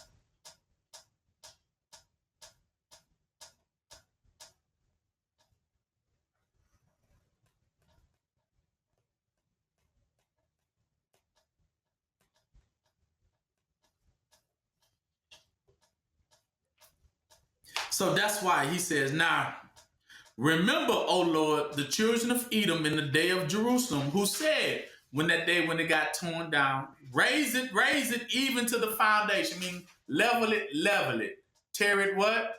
Down. O daughter of what? Babylon. Told you, they the goldsmiths and the blacksmiths of Babylon. That's why he calls them daughters. Who art, see, there go that word art. Meaning they have been cursed to be what? Destroyed. They have already have an appointment. Happy shall he be that rewardeth thee had you have served us. See, because he's supposed to have served us to allow us to go rebuild. And the minute we got our act what? Together. Same days in the days of Moses. When we got your act together, they're supposed to let you go. And let you go what? Rebuild. But then they lied, didn't they? That's why I say, happy shall he be that take it and dash it, your little ones against the stones. Since you thank you. Now, Jeremiah 51, 17 through 19.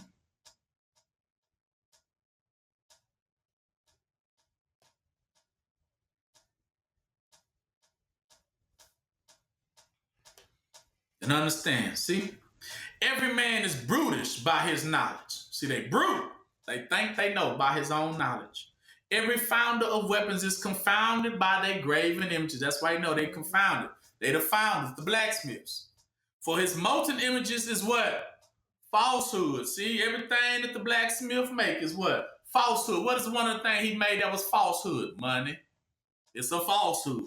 And there is no what? Breath in them, meaning there is no salvation in them. Anything the blacksmith make, you ain't gonna get no salvation because all he makes is weapons to go against Yah. So you can't use nothing that the blacksmith makes because it's all tainted. That's what he mean, no breath in them. They're tainted.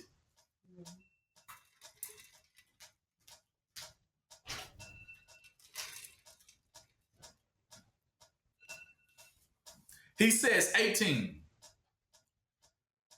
Understand what everything that the blacksmith has made. He says, 18 says they are all what? Vanity, meaning vain, and works of what? Errors. See? In the time of their visitation, they shall what? Perish, because it's false anyway. It was just a lie they made. Meaning all those things they made that you thought were going to be for your salvation, all those things you thought would be for your welfare, everything that they created, every system they created that you thought would be for your good, it said it will perish. It will fall away because it was a lie. They only created those things to go against Israel, not for Israel. They're lying about those people over there. That was not Israel because he told you if his people was there and he would let the people rebuild, then it would be what on earth? Peace on what? That's how you know.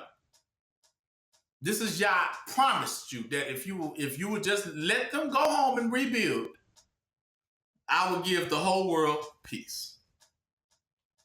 But that's the thing, they fighting. Like, no. That's how you know they're liars and murderers. That's what they say, the father of lies and what? Murder. He says, but 19, because y'all, all the blacksmith and all their families, you with all that stuff and everything they got gonna perish in the visitation, right? When Yahushua come for the war, all that stuff gonna perish. He says, but 19, but the portion of Jacob is not like them. Right there. See, Jacob ain't associated with that. That's what they're going to come to find out. But Jacob is not associated with Esau. Esau is the blacksmith. Cain, they're not associated. Light and day. They're two separate people, two mannerisms. They're going to go fight y'all, but Jacob, trust me, Jacob ain't going. That what it mean. Jacob's portion was never to be like them. Jacob will be what? Restored. The portion of Jacob is not like them, for he is the former of all things. And Israel is the rod of his inheritance. See? The place where he will build. The Lord of hosts is his name. You see? The Lord of the army is his name. Now, as you can see, that ain't Jacob's portion to die like Sodom and what? Gomorrah. See, that's not the will of Yah for them. Never was. Ezekiel 33:11.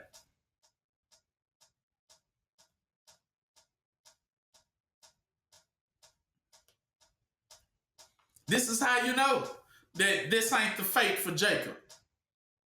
He says, even say unto them, as I live, says the Lord, I have no pleasure in the death of the what? The wicked. You say, oh, but he don't have no pleasure in the death of the wicked. But that the wicked turn from his ways and live. Turn ye from your evil ways. For why will you die? But then he's going to tell you what the wicked he talking about for the, oh, I thought he was talking about everybody.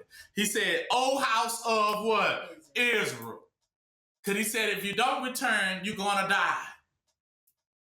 If you don't return and build Yah's house, you're going to what? Die. O house of Israel, the house. Turn ye from your evil ways of not building it, and what? In return, for why will you die? He said, I got no pleasure. See, that's what he's trying to tell Esau and all the other nations. I don't have pleasure in destroying my people. See, I don't get a kick out of tearing down Israel. That's the whole point. And neither nor do I want to keep them like that. See, you see it right there. It's not his pleasure to tear down Israel. That's never was the spirit. Watch this here. Matthew 18, 1 through 14. So you say, well, that's what they say.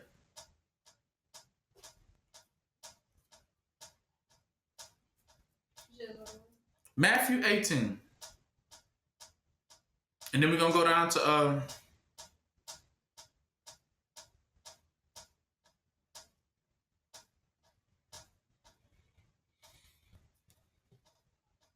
go down to verse 10. 18, go down to 10. Take heed that you despise not one of these little ones, for I say unto you that in heaven the angels do always behold the face of my Father which is in heaven. For the Son of Man is come to save that which was what? Lost or made desolate. Right? That's what he means. Then he starts going off into the 99 sheep. But if he finds one, right, he rejoices. Because he wants to what? Restore them. 14. So even so, it is not the will of your Father which is in heaven that one of these little ones should what? Perish. You see, it is not Yah's will. Will means spirit. That he wants to see any one of Israel to what? Perish. Meaning be left in captivity. He says how many? If he got 100, he get even one. The 99. Does he want that one to stay in there? Not even that one. He wants to stay in captivity. Not even what? One. Luke 12:32.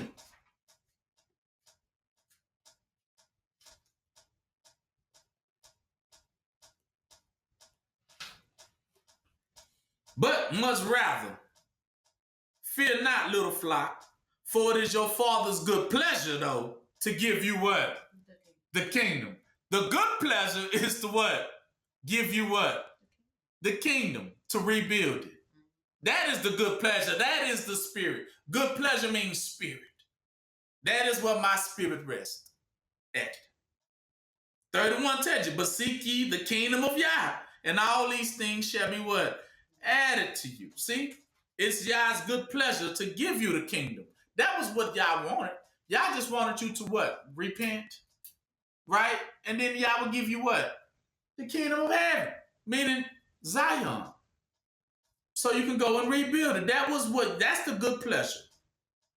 Now, so we're talking about spirit. So how do you know if that's the spirit of Yah? Ephesians 5:9.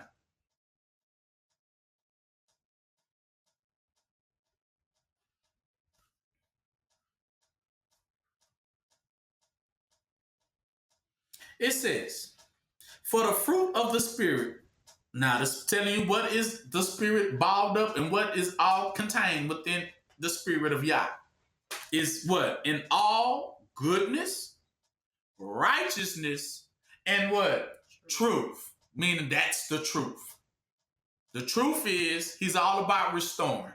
If you want to know what Yah is beloves to what? Restore. And that what is what goodness means. For his goodness, meaning his mercy. and the bloated benefits of it, giving you everything you need to restore yourself. That is what the Spirit. Proving 10, what is acceptable, see, unto Yah. Because that is what is acceptable. That is the Spirit. Yah is a spirit of restoring Israel. That's all Yah is. It's that goodness of wanting to restore Israel, because that's what Yah always have desired. I always say, I built the earth in 6 days, and on the 7th day I found rest. I found what I wanted. And then he rested on that. He rested when he saw Israel rebuilt. That's the Sabbath. A rebuilt Israel. They rebuilt Zion. Well, how do you know? Go to Mark 14:58.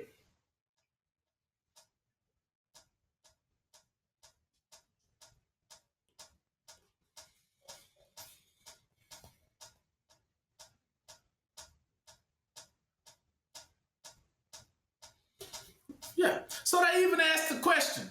They walked up to the temple. This is the day of Yahushua. When they walked up to the temple, when it was still standing. You know, that one, that version of it. He says, what is that, 58, right? Yeah. And we heard him say, I will destroy this temple that is made with hands, and within 3 days I will build another made without what? Hands. You see? I will build another made without hands. So he said, I will destroy that first what? Temple. When Yahushua said, tear it down and y'all gonna rebuild it in what? 3 days. Rebuild is the word. Meaning it was never going to be stayed down. Even Yahushua said it. I come to destroy this version and rebuild it back what? Better though. Without man's what? That's meaning without it being tainted this time. That's what Yah said. That's Yah's pleasure, is to rebuild Zion, but not a tainted Zion. It can't be no Jews in there. It can't be no Africans, no Edomites still in the house of Yah. When it's rebuilt, he said, now y'all have turned this into a place of den of what? Deeds. But my house should be a house of prayer. Suppose it only had been the pure in heart in there from day one. I want real preachers, not fake ones that do it for hirelings that doing it for what? For money. No, I need ones that'll do it without the payment. They just want to, love. They love to do what they do. They have a love to see Israel what? Rebuilt. And these are all the ones that will rebuild it. Okay. He doesn't want an alternative version. Now we said that version I'm going to tear down. If it's an alternative version or it's a tainted version, I will what? Tear it down. Isaiah 66, 1-3.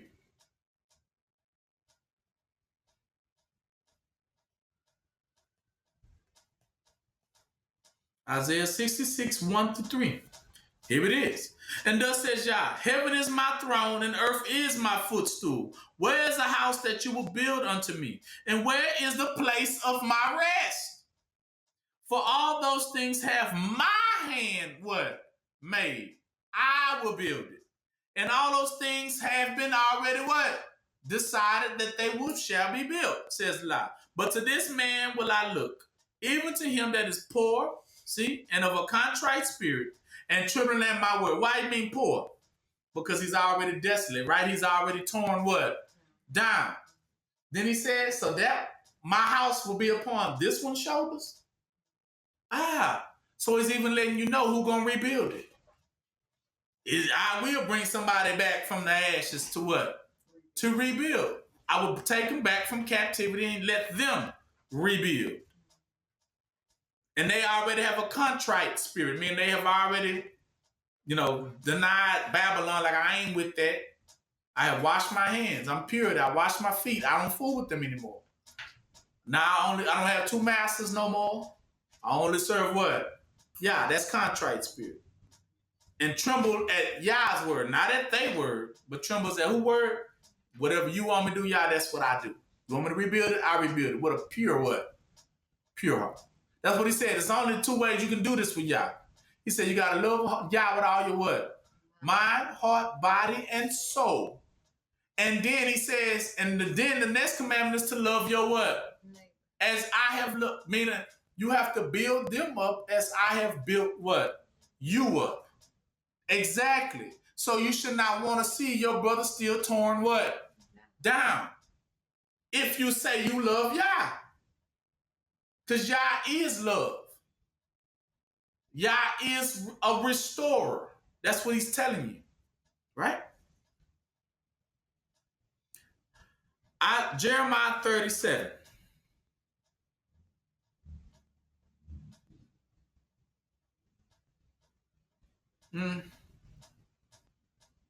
What I said? Jeremiah 30, but don't go to 7. Oh, yeah, you can start at 7. He says it. Allah, for the day is great, that none is like it. It is even a time of Jacob's trouble, but he shall be what? Saved out of it. You see that? For it shall come to pass, says Yah, that I will break his yoke from off thy neck, talking about Babylon and Greece, and I will burst their bonds, and strangers shall no more serve themselves off of him. Why do you think they want to keep you desolate? So you can help them build. See, who you really helping right now? Them. You're helping the children of what? Esau, the children of Cain, the children of Ammon, the children of Moab, the children of Lot, Sodom, and what? Gomorrah. That's the children they got y'all helping. When they want y'all to be nursing, how they call it, caretakers and stuff. Who you think they gonna get you to caretake? Yeah, one of them. Help my babies. Yeah. But they shall serve the Lord their Yah and David their king, whom I raise up unto them. See that what I mean? Even Yah said, I will raise up a king to them. That's who they going to serve. Therefore, fear thou not, O Jacob, says Yah, neither be dismayed, O Israel, for lo, I will save you from afar, and thy seed from the land of their captivity, and Jacob shall return, and shall be in rest, and be quiet, and none shall make him afraid. For I am with thee, says Yah, to save thee, that I make a full end of all other nations, whether I have scattered you. Yet I will not make a full end of you. But I only brought you there, what? But I only corrected you in measure, and I will not leave you altogether what? Punished. So that was just your punishment. Your punishment was that you had to go amongst a bunch of cursed people. But it was never for you to give in, because you had to be tried to see, would you, because you're amongst all those people, would you give in to their narrative? But that's the reason why they curse now, because they did, right? They gave in to those thoughts. That's why they was cursed. You could tell by their melanin gone. They've been cursed. They trying to see if they can talk you into it. Only for the short time that you are amongst them. That's what it is. Right?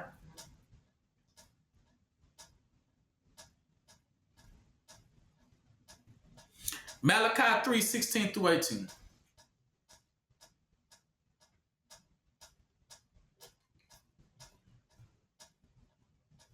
See, yeah.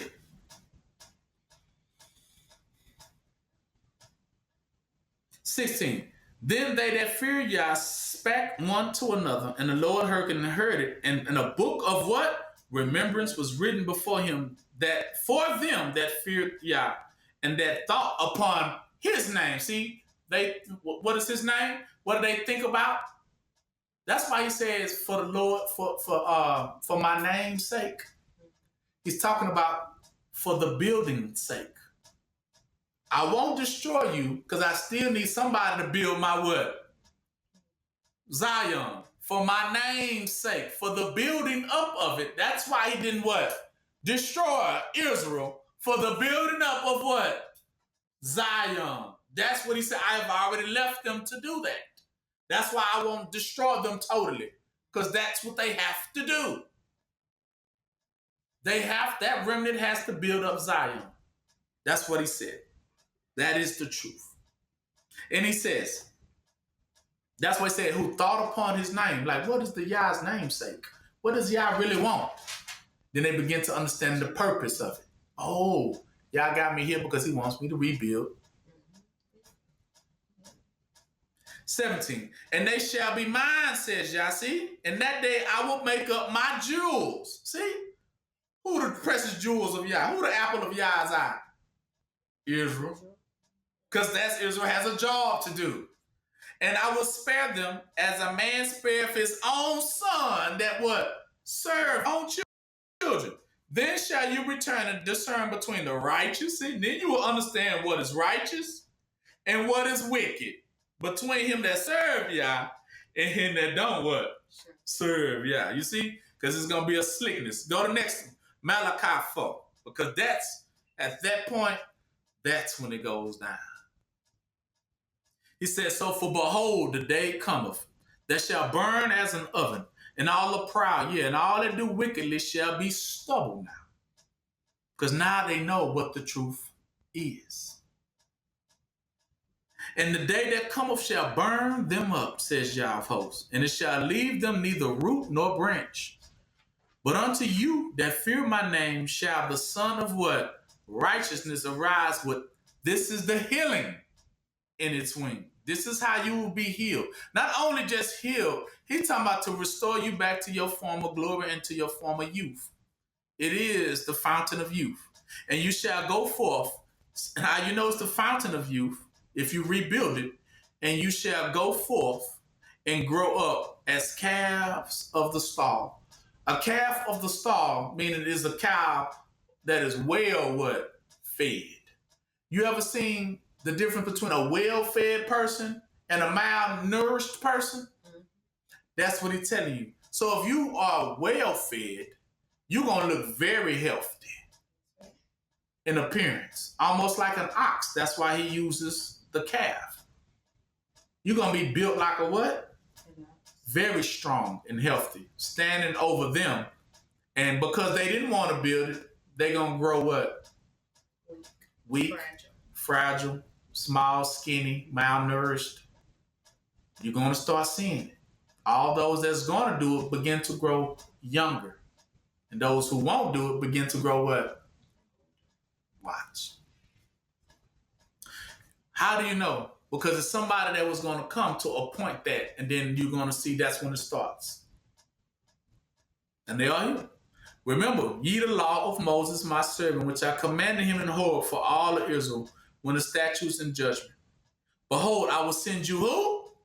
Elijah, the prophet, before the coming of the great and dreadful day of Yah. And he shall turn the hearts of the fathers to the children, and the hearts of the children to their father, lest I come and smite the earth with the curse. The curse already, that's the curse. Now everything begins to wither what? Away. Proverbs 9, 1 through 12.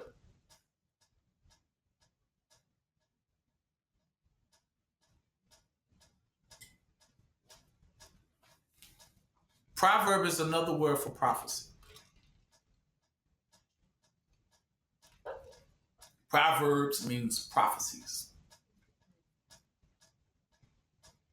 He said it. How do you know that this is what the Spirit wants? Because what did it start off? Wisdom has what? Builded her house. She has hewed out her 7 pillars.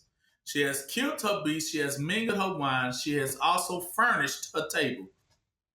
She has set forth her maidens, and she has cried upon the highest places of the city, saying, who is simple? Let him turn there. And as for him that wanteth understanding, she said to him, come, eat of my bread, drink of the wine which I have mingled. Forsake the foolish and live, and go in the way of what? Understanding. That's what he says. She's telling you, come build. Come build the house. This is wisdom speaking. Come build the house.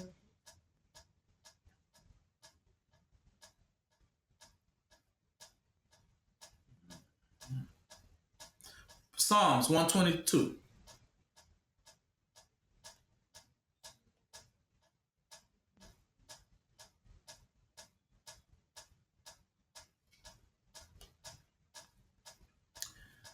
A song of degrees of David. I was glad when they said unto me, let us go into the house of the Lord.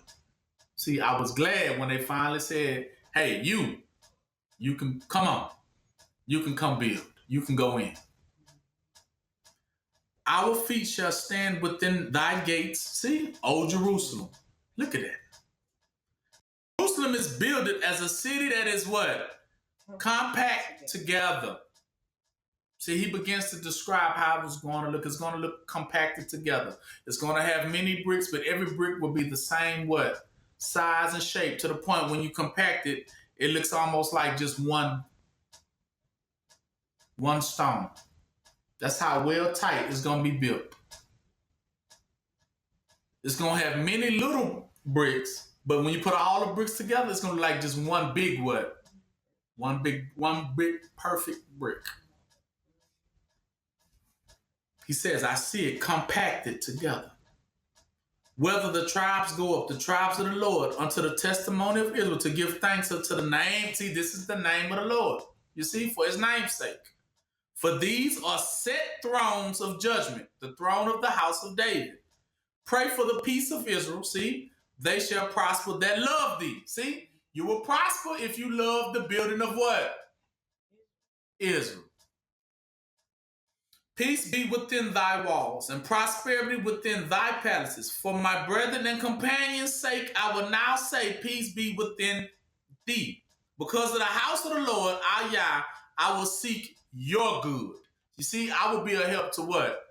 You. Who? The house of what? Zion. Right? The house of Israel, I will be a help to that house. No longer helping what? Sodom and Gomorrah. Now, we're not helping Babylon. I always say, come out from what? Amongst them. Be ye separate. It didn't say, come out but take something. No, he said, be complete separate, because that's the only way you can be perfect for this building here. That's why he said, if you don't love me, you're not worthy of me. Meaning you're not worthy to build. If you will not, he said, those who look to save their life will what? Lose their life. But those that look to lose their life for the sake of this building will save their life. But anybody who will not is not worthy to even come and help build it. If you tainted, you're not even worthy to what? Come and build.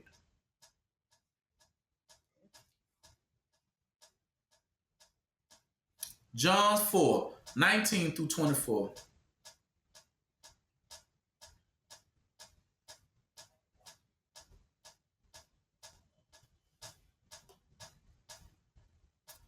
So the woman said, this is when he went to the well for the water. He said, I got the living water. You drink of this water, remember the fountain of what? Fountain of youth. He said, I got the water you need to drink. So she said, I perceive that you are a prophet. Our fathers worship in this mountain, and you say that in Jerusalem is the place where we ought to worship. They say, he said, you say. Yahushua said unto her, woman, believe me, the hour cometh when you shall neither in this mountain nor yet at Jerusalem worship the Father.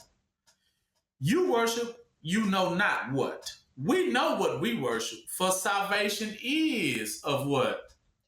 Of the Jews. He's telling you, Israel is already salvation. Salvation is in Israel because Israel has to be rebuilt. But the hour cometh, and now is, when true worshipers shall worship the Father in what? What are the two things? Spirit and in truth, meaning to know the truth. And the Spirit is headed towards that what? Truth. For the Father seeketh these such to worship, meaning to build. 24. Yah is a what? Spirit. And they that worship him must worship him in what? Spirit and what? Truth. Spirit is what? Purpose, remember? What is the purpose? Righteousness. So you can use spirit and righteousness as the same thing. That's why he said you must worship him in what? Righteousness and what? Truth. Meaning, what is righteousness? To what? Restore. So the Spirit wants to what? Restore. That's what he's telling you. The Spirit wants to rebuild Zion. If you're going to worship Yah, you have to have that spirit to want to rebuild what? Zion. That is the only spirit he's talking about. There's many spirits, but if that ain't the spirit that you're talking about, then you don't have the what? The Spirit. And that's the truth. That's why I say spirit and what? Truth. You say you serve Yah, you're going to serve, because Yah is a what? Spirit. Yah is the Spirit. So what does the Spirit wants to do? Rebuild. So Yah is a rebuilder. That's what he's telling you. If you say you know Yah, then you know Yah loves to do what? Good. Yah loves to do good. To do what is good. Oh, I want to rebuild Israel because that's good. That's what he said. Yah always desires to want to do good. If you don't know Yah, then that's what you didn't know about him. For those who say, I know God. You sure? Listen. 2nd Esdras 6.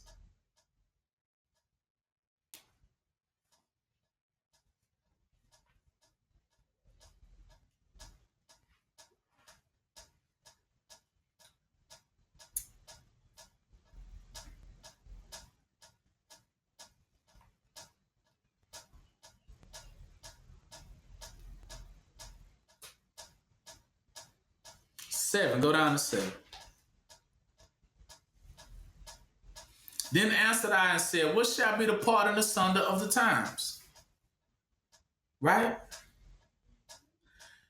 Or when shall the end of the first and the beginning of it that followeth? And he said unto me, for Abraham unto Isaac, when Jacob and Esau were born of him, Jacob had held first the heel of Esau.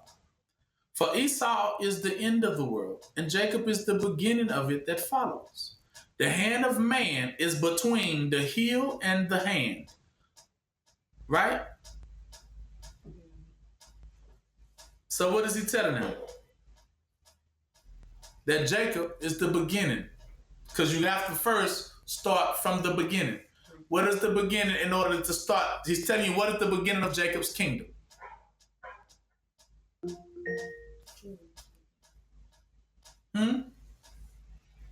You got to first rebuild what? Exactly. That's what he's telling you. The beginning of Jacob's rule is to rebuild Zion first. And then that's when it all starts. It has to be rebuilt. Okay. And he said, now the tainted stuff of Esau, the blacksmith, he's telling you the blacksmith is the end. That's he's going to end in a disaster. He's going to end at the potter's field where he's going to die. The blacksmith going to bring all these little tools and toys there and die. Right? Now, y'all want to understand, you want to see the building of it? In order to understand the building of it, go to Shepherd of Hermes 3. This is going to be in the Lost Books.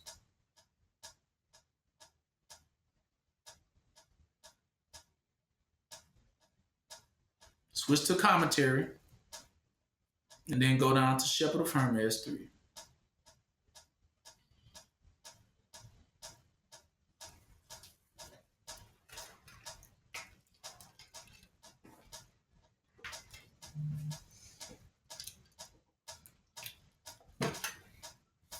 This is the building of it. Shepherd of Hermes 3.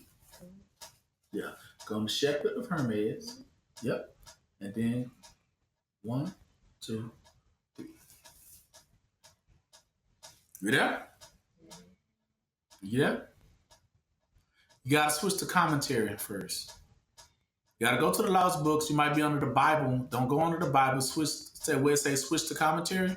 Yeah. Go to switch to commentary. Then look at and then go to the contents. Oh, the second book. No, it's the first one. Said the Shepherd of Hermes. And then go down to the 3rd chapter. We're there. Okay. He said, the vision which I saw, brethren, was this. As you can read in the first one, begin to say, of the building of the church, what? Triumphant, right? And of the several sorts of reprobates. Reprobates meaning those that will not be qualified to build. But it's also telling you the building of it. Okay?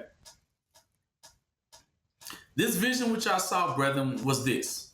When I had often fasted and prayed unto the Lord that he would manifest unto me the revelation which he had promised by the old woman. Now he's telling us the old woman that he had already showed him. Like what it's going to be. Very old woman. Right? Oh, but it gets great. Watch this here. This is why it's going to trip you out. This old woman showed me The same night she appeared unto me and said unto me, because thou didst thus afflict thyself, and so art desirous to know these things, come into the field where thou wilt, and about 6 hours I will appear to you and show you what you must see. You want to know how it's going to be built and what it's going to look like. That's what the old lady said. You want to know? So he met an old lady. Hermes met this old lady. You know, she old. You know. And he was like, okay. And she like, you know, started talking to him. He started listening, and she got them. But she really an angel, right? Bet you don't know who she is. But then again, I bet you do. He said, so I asked, saying, lady, 4, unto what part of the field? She asked, okay, wherever y'all will, only choose a good place, a private place. I don't want everybody out in our business.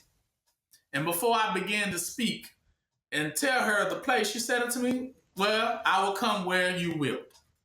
He didn't even get a chance to tell her. She was like, okay, I'll be there. Right?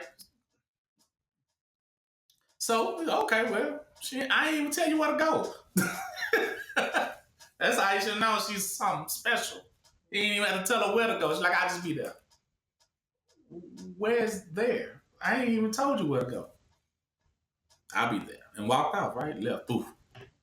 So I was therefore bred in the field, and I observed the hour and came to the place where I had appointed her to come, right? And I beheld, when I got there, I saw a bench placed, and it was a linen pillow there, and over it spread of covering of fine linen. So it's like a little bench laid out. Nobody sitting there, which is nice. Instead, it had a little pillars on it. It was a bench. You know, it had little coverings of fine linen. Okay, you like, hey, right? In the middle of nowhere, right? Because that's where you went. So when I saw these things ordered in this manner, and that there was nobody in the place, I began to be astonished, and my head stood on the end, and a kind of horror kind of seized me, for I recognized that I was alone. Like, nigga, who put this bench here? But being come to myself and calling to mind the glory of God and taking courage, I fell down on my knees, and then I began to confess my sins as before. And while I was basically praying, I was doing this, the old woman came thither with 6 young men. She come walking over, you know, I got a little entourage. 6 men come walking with her, whom I had seen before, and stood behind me as I was praying, and heard me praying and confessed my sins unto the Lord, confessing myself unto the Lord. And touching me, she said, leave off to pray now only for thy sins. Pray also for what? The righteousness. Pray for righteousness, that you may receive part in her in thy house. What do you mean that part of her in thy house? Part of the building, right? Pray for righteousness that you can get your part in the building up of her. That's what she's basically telling me. And she lifted me up from that place and took me by the hand, right? And she brought me to that seat, that bench, and said to the young men, go and build. So she told the other 6 men that brought her there, y'all go build. Come on, Hermes, sit down with me. And as soon as they were departed, we were alone. And she said unto me, sit here. And I answered her, okay, lady, let those who are elders sit first. Let the old people sit first. That's what he's trying to tell. He's trying to, you know, really make fun of her that you old. But you sit down first, look like you need some help. You go and sit down for your breaks out. You know. So go and sit down. Let the elders sit first. She replied, sit down as I bid you. She said, now you go and sit down. And when I would have sat on the right of her, she suffered me not, but signed and signaled to me with her hand that I should sit on the left side of her. Right? And as I was therefore musing and full of sorrow, meaning, why you don't let me sit on the right side? You know, because, you know, he kind of spiritual himself, and he feel like the right side is always heard was the good side. So I want to sit on the right side of you. You know what I'm talking about? Just because I just kind of know the right side is the good side, right? Righteousness, right hand, you know. But she was telling me to sit on the left, and he thinking in this mind, am I cursed? You know what I'm saying? Hold on, I know he said the left, the tares and the sheep go to the right, and tares go to the left. So why would she tell me? So, you know, he get on, what you mean sit on the left? What you trying to say? I'm cursed? Right? Now, of course, because when you spiritual, you thinking them things. All that little stuff matters when you are a very spiritual person, where you sit, you think of all of the things. I don't know. For me, it do. It runs to my when I'm just doing the smallest of things. I'm very meticulous about it because I be thinking. I always thinking spiritual things, even no matter what I'm doing. And so sometimes that stuff kind of get carried away with it because you be like, I don't want to do nothing that looks cursed by no means of the stretch. So sitting on the left hand kind of make me look weird. Now I want to sit on the right because the right hand is the right hand of strength. The left is kind of the left of weakness. So I'm like, well, I don't know what you trying to say. Because you know they always looking into things. They always reading between the lines. So when she tell them to sit on the left, what you trying to say? You know, let me know up front. You trying to say I'm cursed? Right? So that's how he thinking. He's spiritual, right? Of course. That way say he fell into sorrow. Like, why you won't let me sit? Right? Sit on the left. 14. And as I was therefore musing and full of sorrow, that she would not suffer me to sit on the right hand, she said to me, Hermes, why you step out of it? Why you so sad? And she got to explain it to him. She said, a place which is on the right hand is theirs, who have already attained to Yah, meaning basically it's already given to whom seed it is, and have suffered for his name's sake. So she tell him it's those who have suffered for his name's sake, see, for the building up of the what? The Zion. They already, see, these will sit on the what of Yah? Who else sitting on the right hand of Yah right now? Yahusha. They already, those who were set for the building will be there. But there is yet a great deal remaining unto you before you can what? Sit with them. That's all she's saying. Some things you need to work out first. Not saying you ain't, but you got to, fix some things in your life before I can put you over here. So she already kind of know his life. How did she know? He don't even know. How you know? All right, 16. But continue as thou doest in your, she tell him so, she give him the remedy, continue in your sincerity, your pureness, right? And thou shalt sit with them.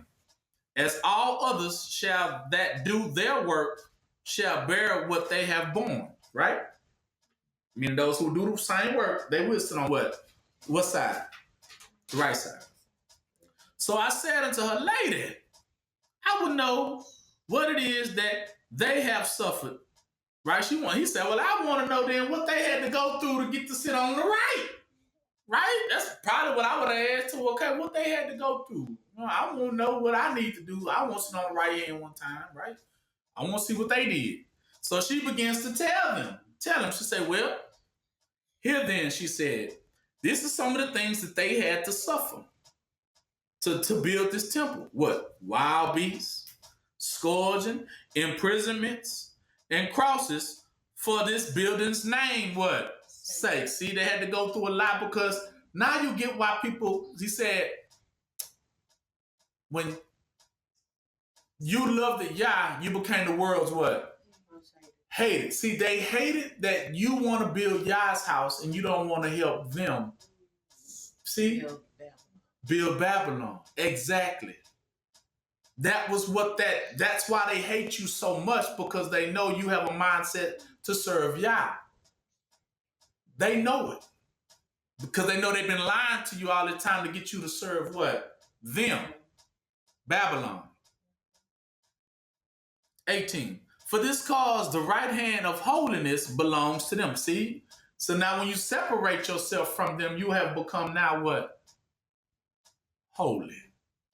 Now you get it. So separation was good. When you separated yourself for the sake of Yah's building, then you become holy. Meaning, because now Yah say, I can use you because you're not no longer what? Tainted. Remember, he said, a contrite heart. I'm with a person who will refrain from that, poor, contrite, and willing now to serve me, meaning repentive of building for them, and I prefer now to build with what? With Yah. Now, he said, to them it belongs holiness. And to all others, as many as shall suffer for the name of what? Yah. But the left belongs to the rest. See? The rest that will not what? Turn. So she was right. He was dead on when he felt that way. Because she explained that's for those who refuse to turn and build. These will have to sit where? On the left. You know that's for the what? the goats, the tares, right? You know that's everything that's gonna be what burning in. That's why he was like, "What you trying to make me sit over here for?" I don't understand, girl. I ain't done.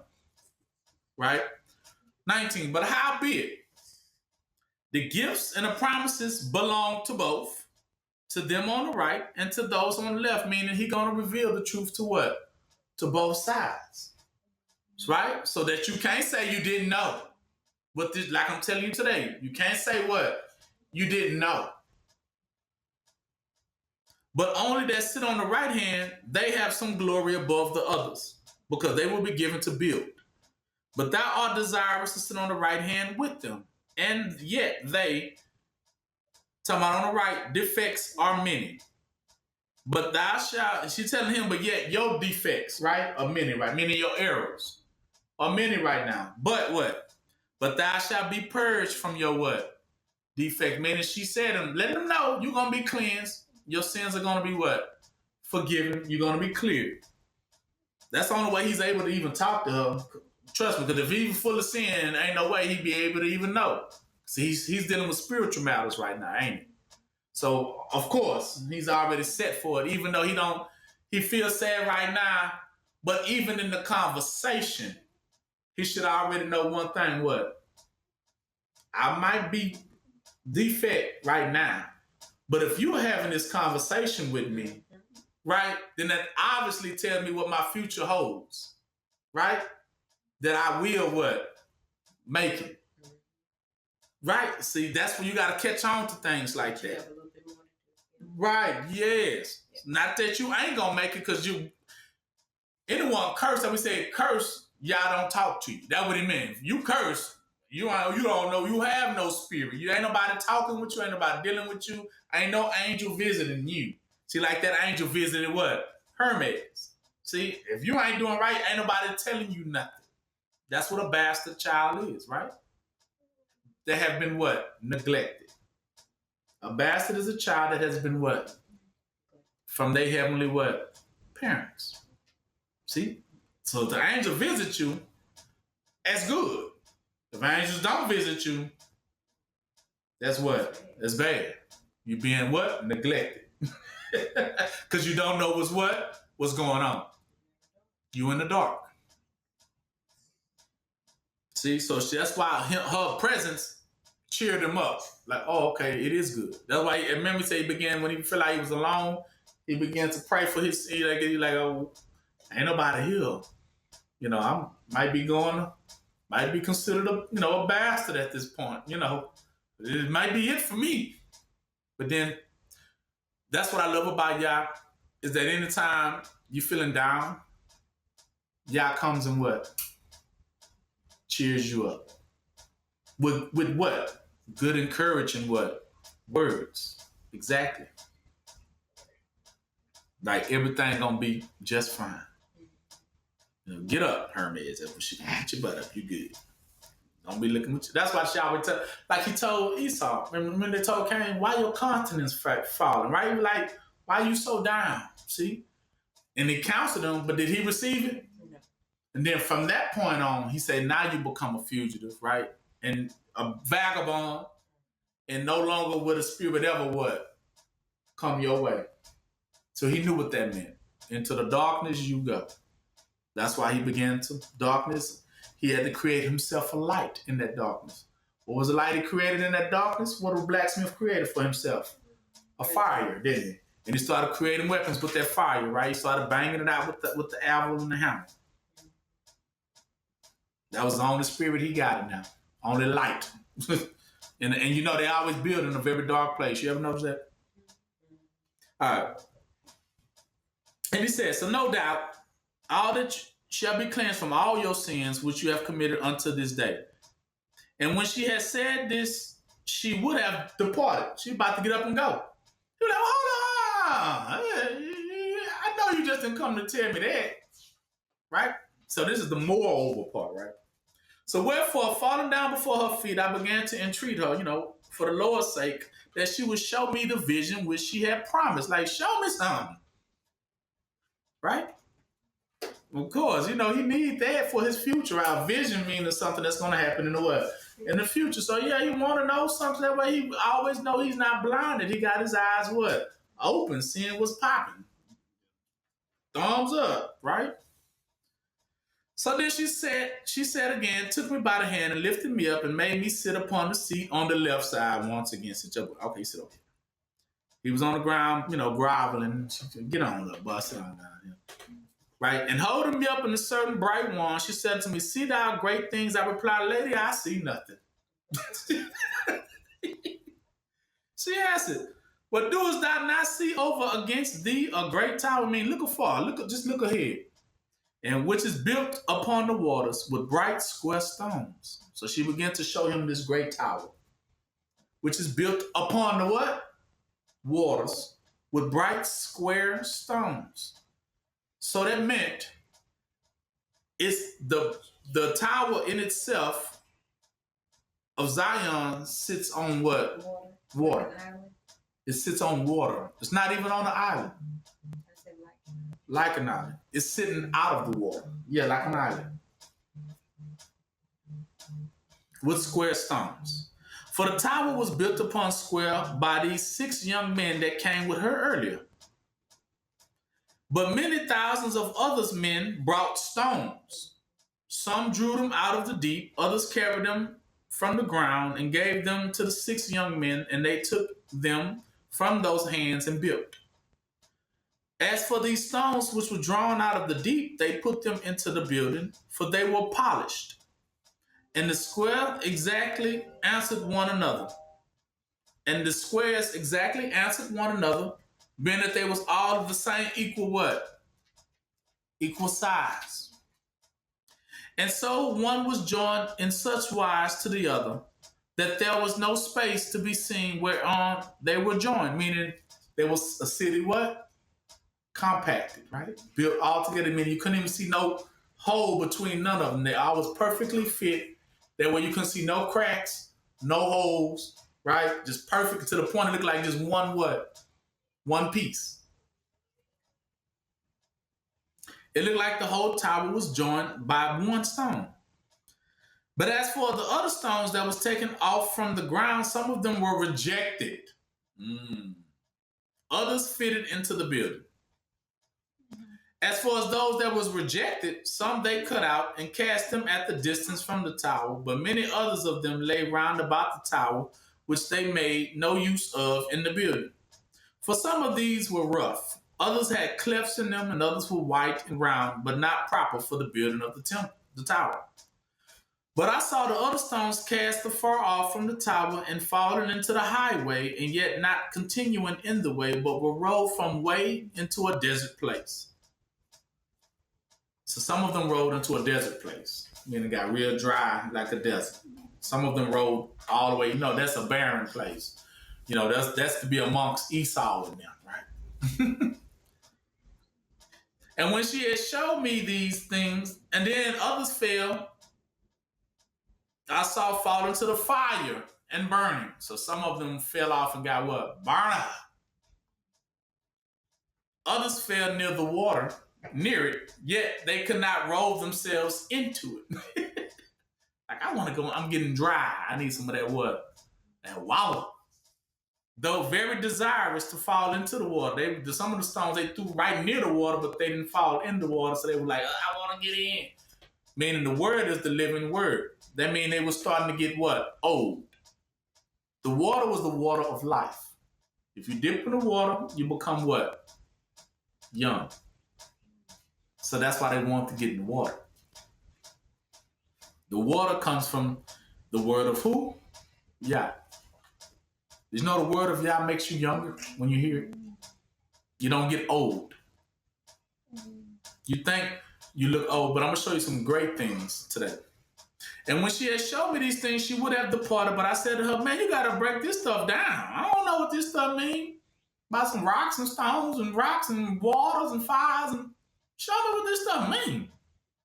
She answered 34 and said unto him, you are very cunning, and that you are desirous to know these things, yeah, that I may declare them unto the brethren. They mean he wanted to teach his brothers and sisters, right? that he may rejoice in hearing these things, that they may glorify Yah. Right?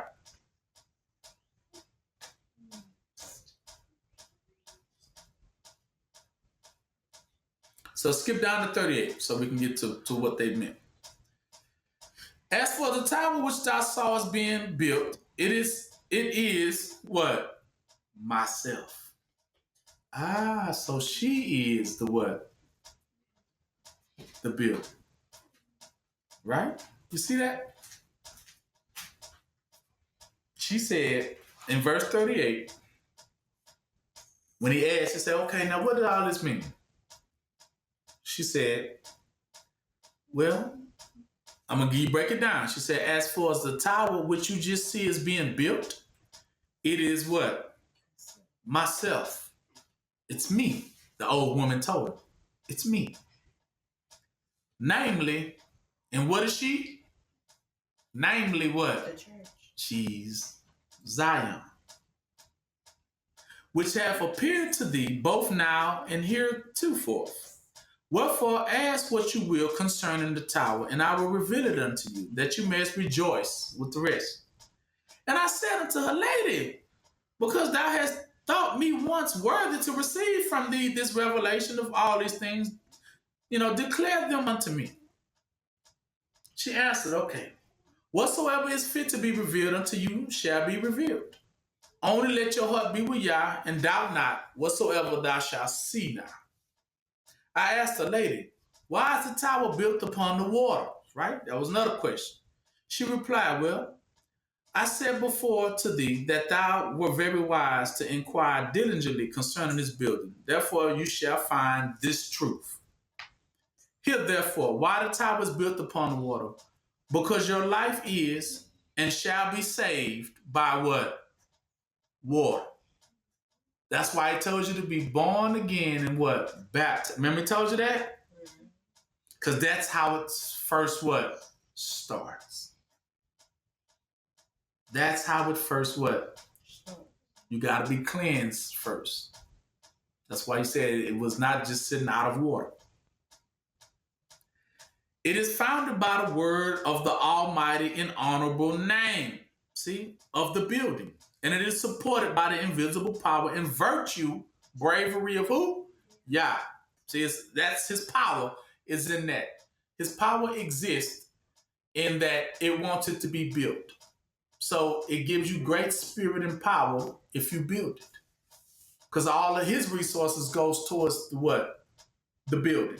See, you got two types of resources. If you follow money, it leads you to war against what? Yeah. But if you don't follow money, you follow the spirit. The spirit has its own power and strength too, which would, as you go towards that, building up the tower, building up the church of Israel, Zion, you grow what? Strong, right? Upon that, that is the power of Yah. Because that is what Yah what? Wants. You want to ever get into the flow of the power of Yah, go towards building what? Zion. That's what he's telling you. You want to get power. You want youth. You want good health. You want strength. You have to go in that direction to get it. You can't go the other direction and follow the money. It doesn't lead to that. It takes you in the opposite direction to go to fight what? Against Yah. The fight, what is to be a fighting against Yah? Is to fight against the building of what? Zion. That is the fight. And I answered and said to her, these things are very admirable, but lady, who are those 6 men that will build it? 44. They are, she said, the angels of who? See, these are the chief angels, which are the first appointed. These first mean they appointed. These are the chief angels. You got all of the good ones. These are the very strongest ones up there. The first appointed, meaning these are the first ones that was given the task of building. And to whom the Lord has delivered all his creatures, to frame and build them up and to rule over them. For by these the building of the tower shall be what? Finished. By them. These are the what he said, the 6 angels that are actually in heaven, and they have their names. They have names. Michael is one of them. I remember Michael, Yeah, they all are there. These are the ones up there that have appointed to build that. They have to build Zion up. So they're going to make sure that it gets done. And they have power over everything. They mean all creatures, meaning everything that exists on earth. These 6 are over, whether the good and what, to make sure it gets built. Everything is still flowing right into it. No matter whether you're going to be flowing against it or flowing forward, everything is still being flowed. That it still be achieved. And who are the rest who bring them the stone? Because he said it was thousands and more bring them stones. And then she said, for they also are holy what? Angels. Not as strong as them 6, but yet angels nevertheless. But the others are more excellent. See what she said? The other 6 are more excellent than them. Wherefore, when the whole building of the tower shall be finished, though, they shall all feast together besides the temple. See, they all going to be one, though. And shall glorify Yah because of the construction of the tower is finally what? Finished. Now, who are the other thousands of angels? He's talking about the rest of us. You're going to come to find that out. I asked her, saying, I would know the condition of the stones and the meaning of them. What is it? She answered and said to me, art thou better than all others that you should be, get the truth of this stuff? For others are both before thee and better than thou art, to whom these visions should have been made manifest. But nevertheless, that the name of Yah may be glorified. See, the name of Yah, see, for his name's sake, what does Yah want? That's what she's saying, that it may be revealed, the name of Yah, for his name's sake, to be glorified. I'm going to reveal it to you. What is she revealing to him? The building of what? Of Zion is the name of Yah. And she revealed it. Okay. Nevertheless, it has been, and it shall be revealed unto you for the sake of those who are doubtful and think in their hearts whereof these things are true or not. So tell them that these things are what? True. Because he said his spirit is what? You got to worship Yah in spirit and what? Truth. He said this is the truth. She's telling you. Of all, no matter what they tell, this is the truth. You better be trying to build Zion. And that there is nothing in them that is not true. But all are firm and truly what? Established because it's true. What is the truth that Yah wants? The building of what? Zion. That's the what? Truth. He's telling you. If you ain't never known the truth, voila, today. The truth is that Yah wants Zion built. And he's against anybody who don't want it what? Built.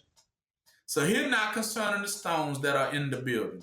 The squares and white stones which agree exactly in their joints, meaning they're all cut exactly the same, are the apostles, bishops, doctors, ministers, who through the mercy of Yah have come in, see, and governed and taught and ministered holily and modesty to the elect of Yah. See, these are the ones who taught the truth. These are perfectly joined stones. Because why? In the company of 2 or more witnesses, the words are what? Confirmed. So they all taught, even though Matthew said the same thing, Luke said the same thing, John said the same thing, Peter said the same thing, Paul said, telling you they are all exactly what? The same shape. They didn't say nothing different. They all had how many voices? One voice. That's what he's telling you. They're all, he said, that's what he said, the apostles, bishops, he's talking about all of them. The 12 apostles, right? All of them. Both they that have fallen asleep and which yet remain and have always agreed, see, with them and have peace within. Because they always was what? Agreeable. You see what I'm saying? Meaning, not nobody in the Bible said anything different. So if one person said they wanted it to be built, they all agree, yes, Yah wants that to be built. I'm reading scriptures from different people who told you all the same word, the same thing. That's what he means. They're all perfectly agreed. That's what you will come to find out about this Bible. Don't mind, no matter whether it's Matthew, Mark, Luke, John, whether it's Joshua, whether it's Ruth, they all, women, men, all said what? The same thing. Abraham, Isaac, Jacob. Yes, that's what he's telling you. Themselves have heard each other, and they all agree. That's why they all joined what? Together.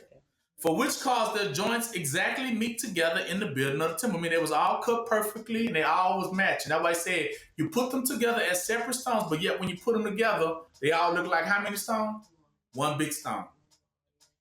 They which are drawn out of the deep, though, and pulled into the building, and whose joints agree with the other stones which are already built, are those which are already fallen asleep and have suffered for the sake of the Lord's name. Meaning they suffer for the building as well. For what are the other stones, lady? What are brought from the earth? I would know what they are. Now she's talking about the Gentiles. Meaning that's would be who? Us.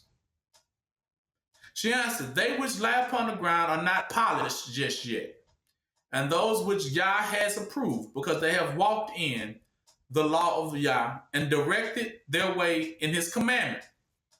And they which are brought and put into the building of the tower are the young and the faithful, and the what? Faith and the faithful. And these are admonished by the angels to do well, because that iniquity is not found what? In them. So these were taken from amongst who? The heathens. Meaning you will be taken from amongst what? The world. And brought back because you are you to show you the what? The truth. You're going to be set apart. Exactly. 58. But who are those that are rejected and laid beside the tower? He said, now these are such that have sinned and are willing to repent, for which cause they are not cast too far from the tower, because they will be useful, right, for the building if they shall what? Repent.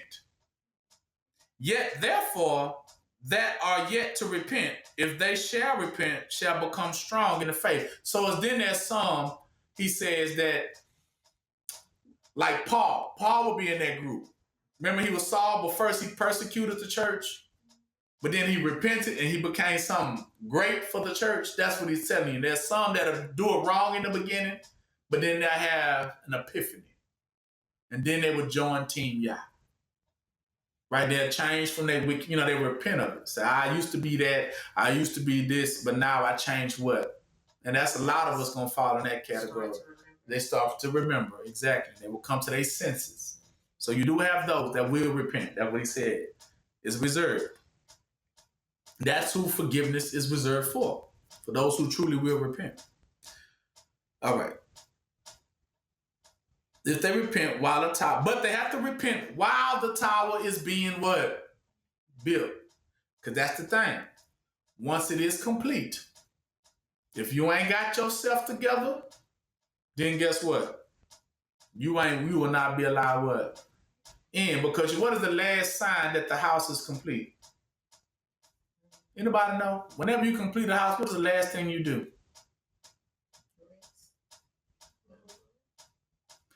If I was a construction worker or a carpenter and I was building a house, the last thing I would do when I finished building that house is close the front door.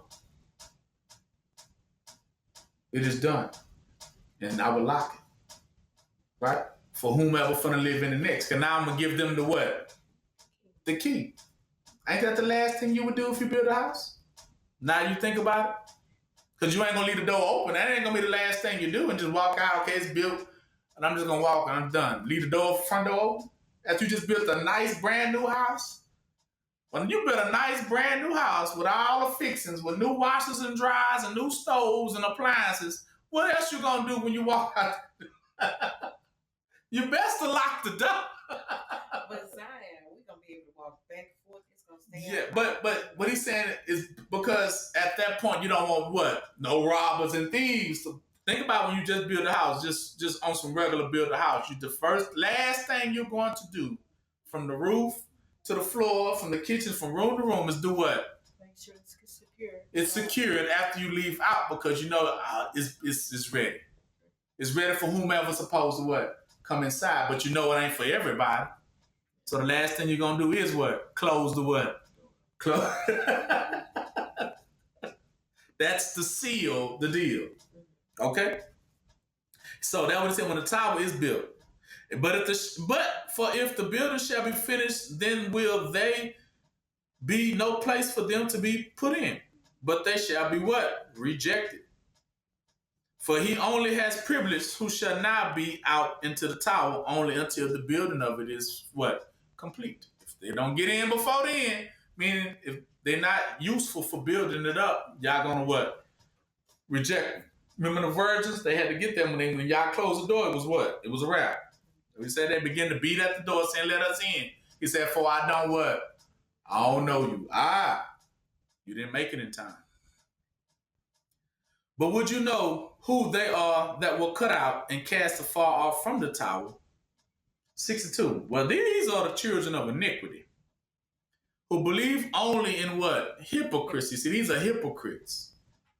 But departed not from their evil ways. For this cause they shall not be saved, because they are not of any use. See, in the building by reason of their what? Sin. See, they didn't care to what?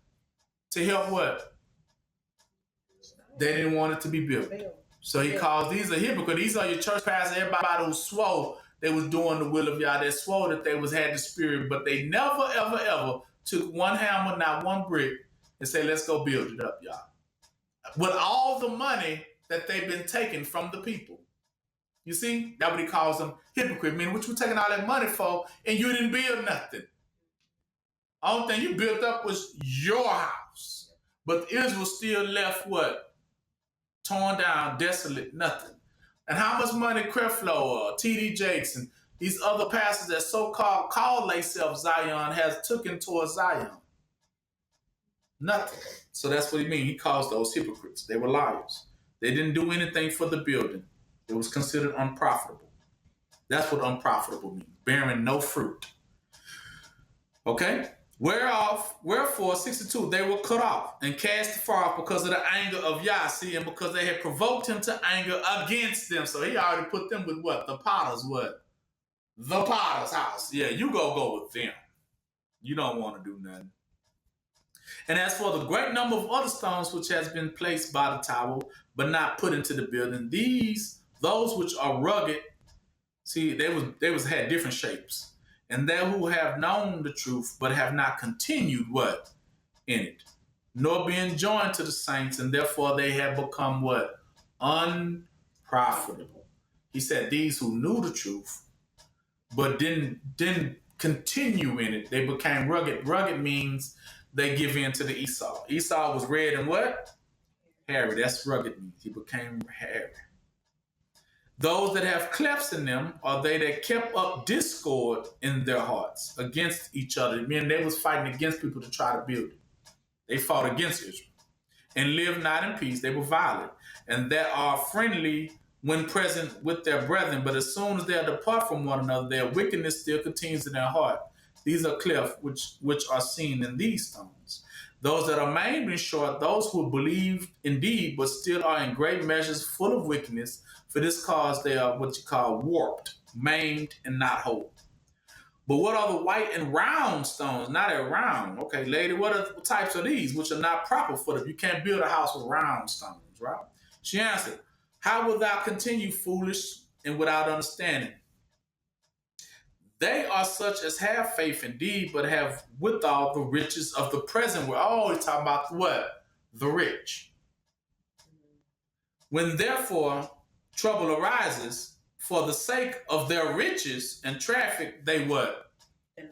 Meaning when he asked them that they got to, start getting money towards Yah, they say, oh, we ain't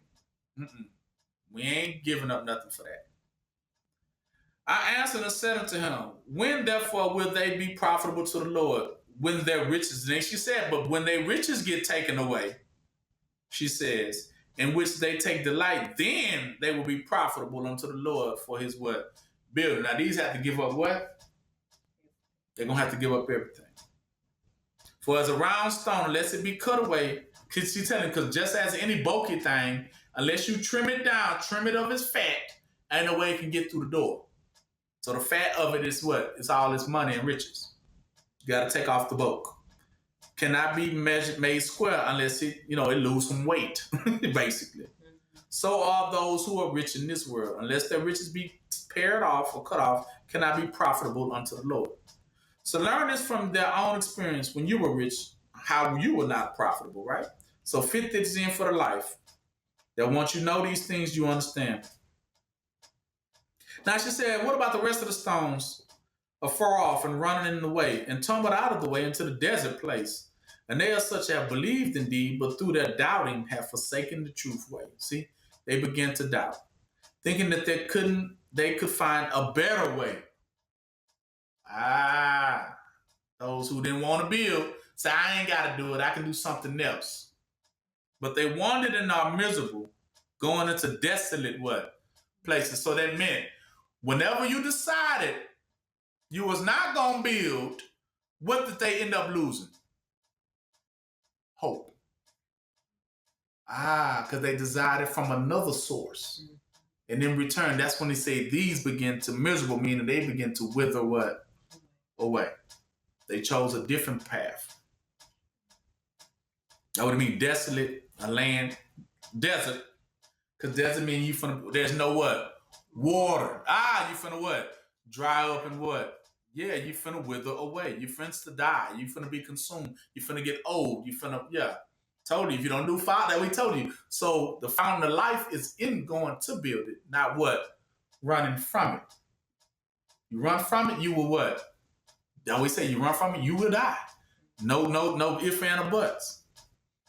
Now what about those stones that fell into the fire and were burned?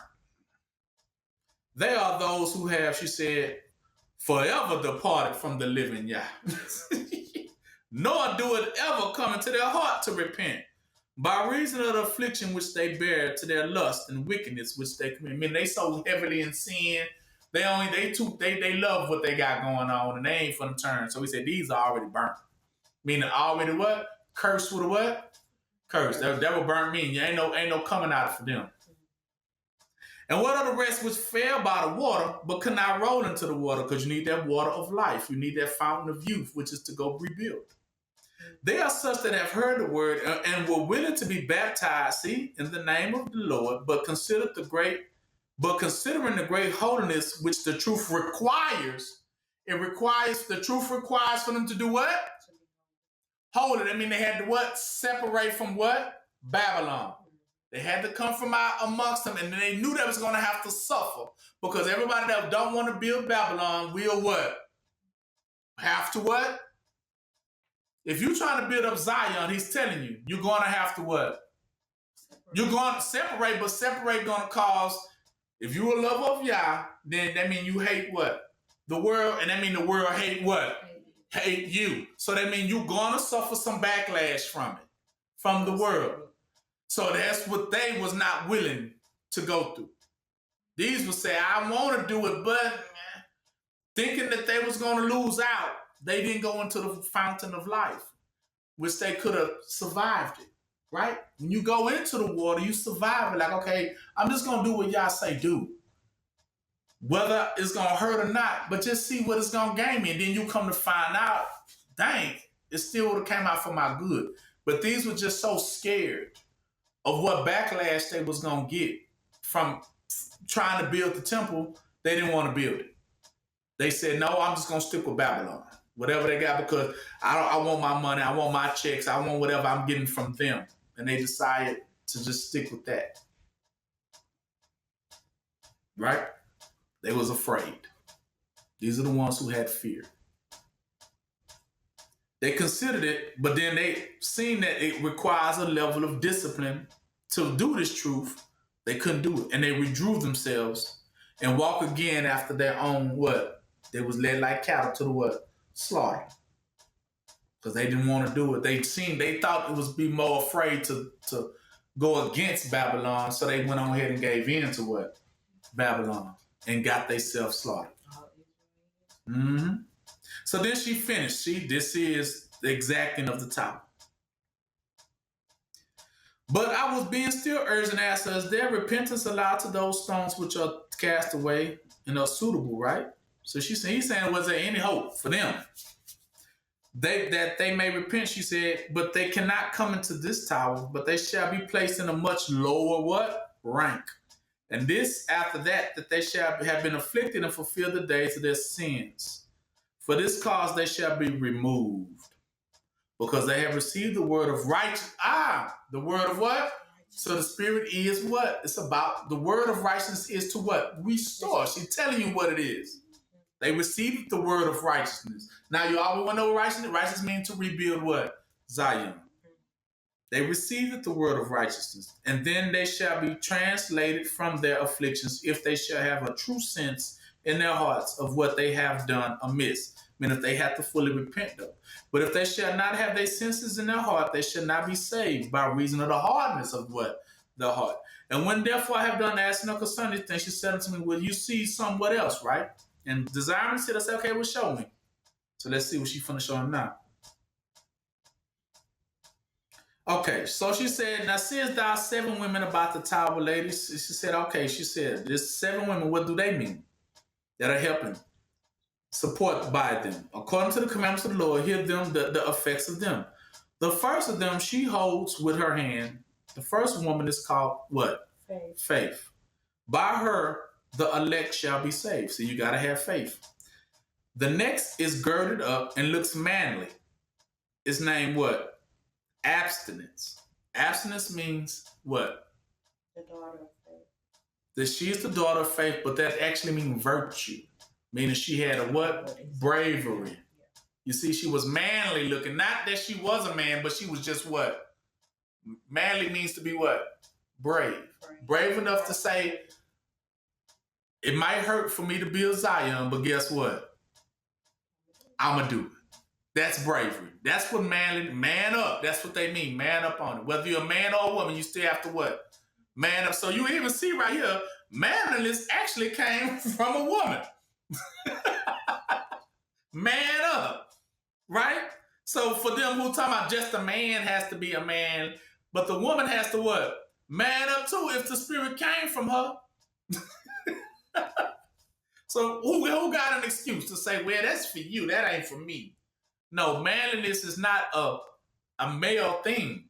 Manliness just means brave. That you will have the courage to do what you need to do and don't be scared. Walk by what? Faith and not by what? Sight of the giant. Be not scared. Do what you got to do. You know that this is going to give you life no matter what the chatter of what they saying, right? Follow y'all. All right. Because she is the daughter of faith.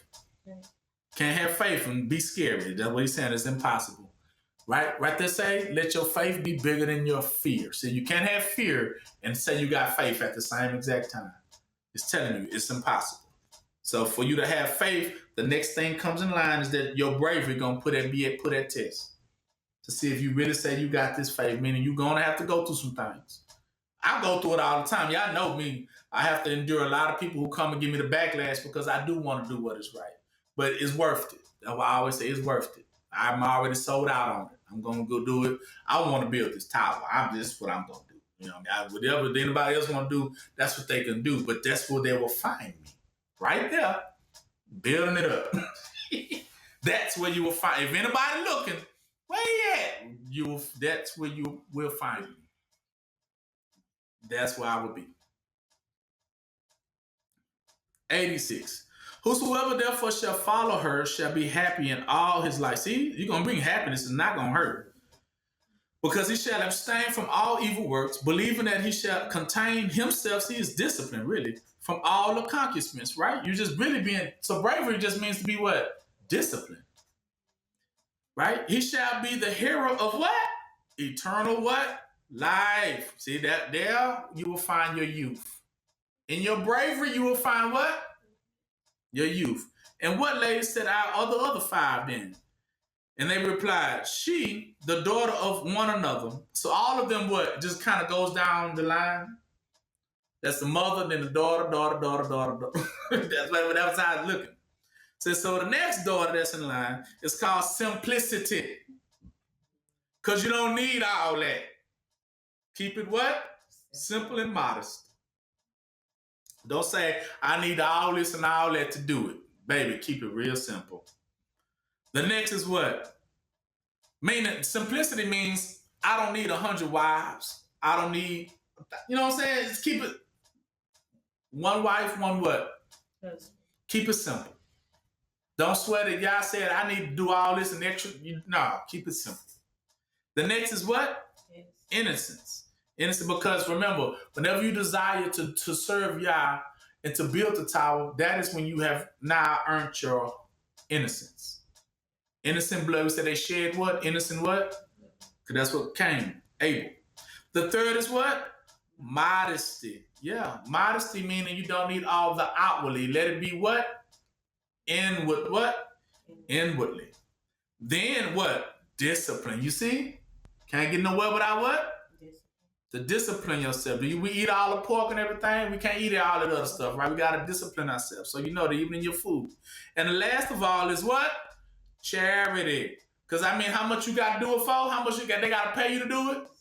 Zero. So if you want to build up Israel, because you got to have a love for Israel. You got to have that passion.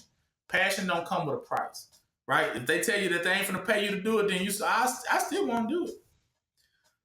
When therefore you shall have fulfilled the work of their mother, thou shalt be able to do all these things. See, that's the work of mother. Lady said, I wouldn't know what particular virtue all of these has. Here then she replied, they have equal virtues, and their virtues are knit together and follow one after another as they were born, right? So that's what he says. We ain't gonna read them over again. We just know the list, right? Faith, abstinence, simplicity, innocence, We got that. 91. He said, whoever therefore shall serve these and hold fast to these work, this one shall have his dwelling in the tower with the saints of Yah. Meaning you will be in the building. How they always say, in the building? Yeah, you in the building. You made it. Right? Okay. And she said, when the tower is built, it'll be the end, right? Okay.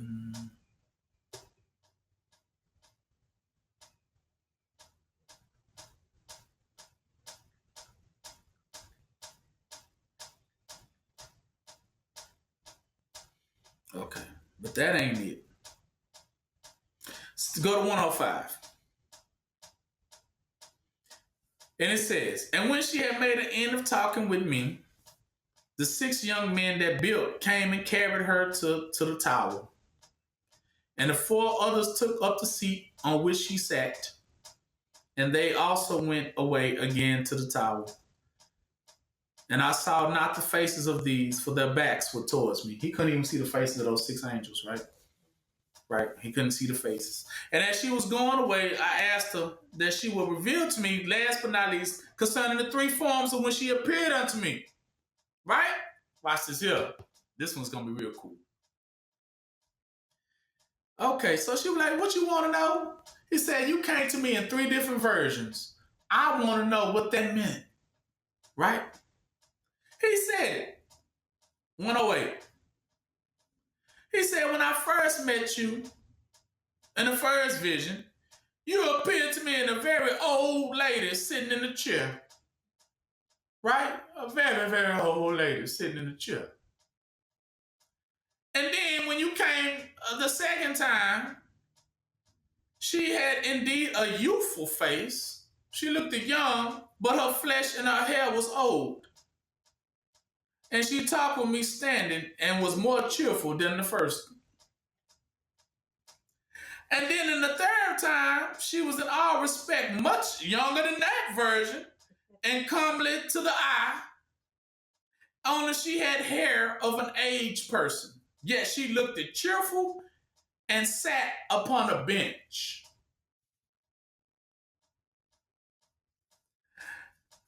And I was therefore very sad concerning this, because I wanted to understand what that meant too. So she came to him in 3 appearances, but it was all the same lady, right? So he wanted to know, well, what does that mean? But I ain't gonna tell you. But I'm gonna let somebody else come tell you that. I got to go. So the 6 men picked her up, took her away. She was gone, right? All right, now skip down. The other man comes, another one comes and begins to tell him. And then we get to 119, when he gets to tell him. Here then he says, concerning the figures of which you asking about. He said, first, in the first vision, she appeared to thee in the shape of an old woman sitting in a chair. Because your old, she's finna break it down. Your old spirit was decayed. So the first man is always what? Meaning grows old and without strength. By reasons of your infirmities and the doubtfulness of your heart. So in the beginning, you have to be born again because at first you begin with no hope. Right? And when you have no hope, like anyone who has no hope, they will sit and just pine away. Think about it.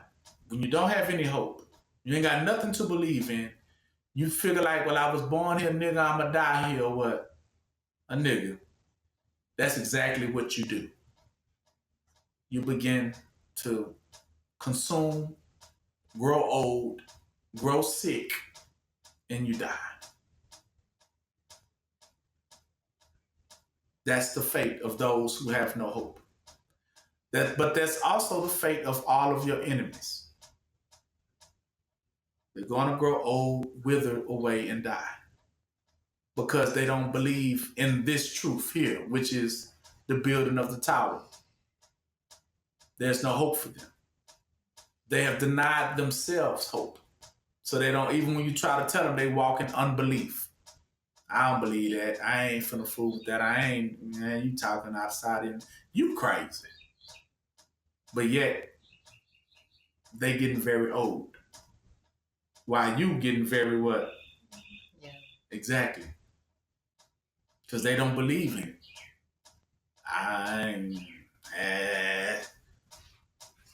So they be like, I ain't trying to hear that.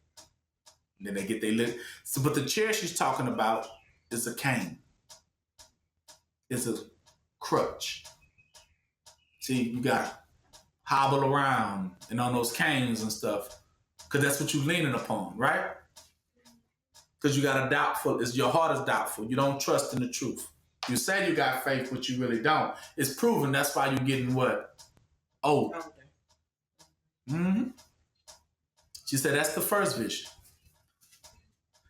120 says, for as they who are old have no what? No hope.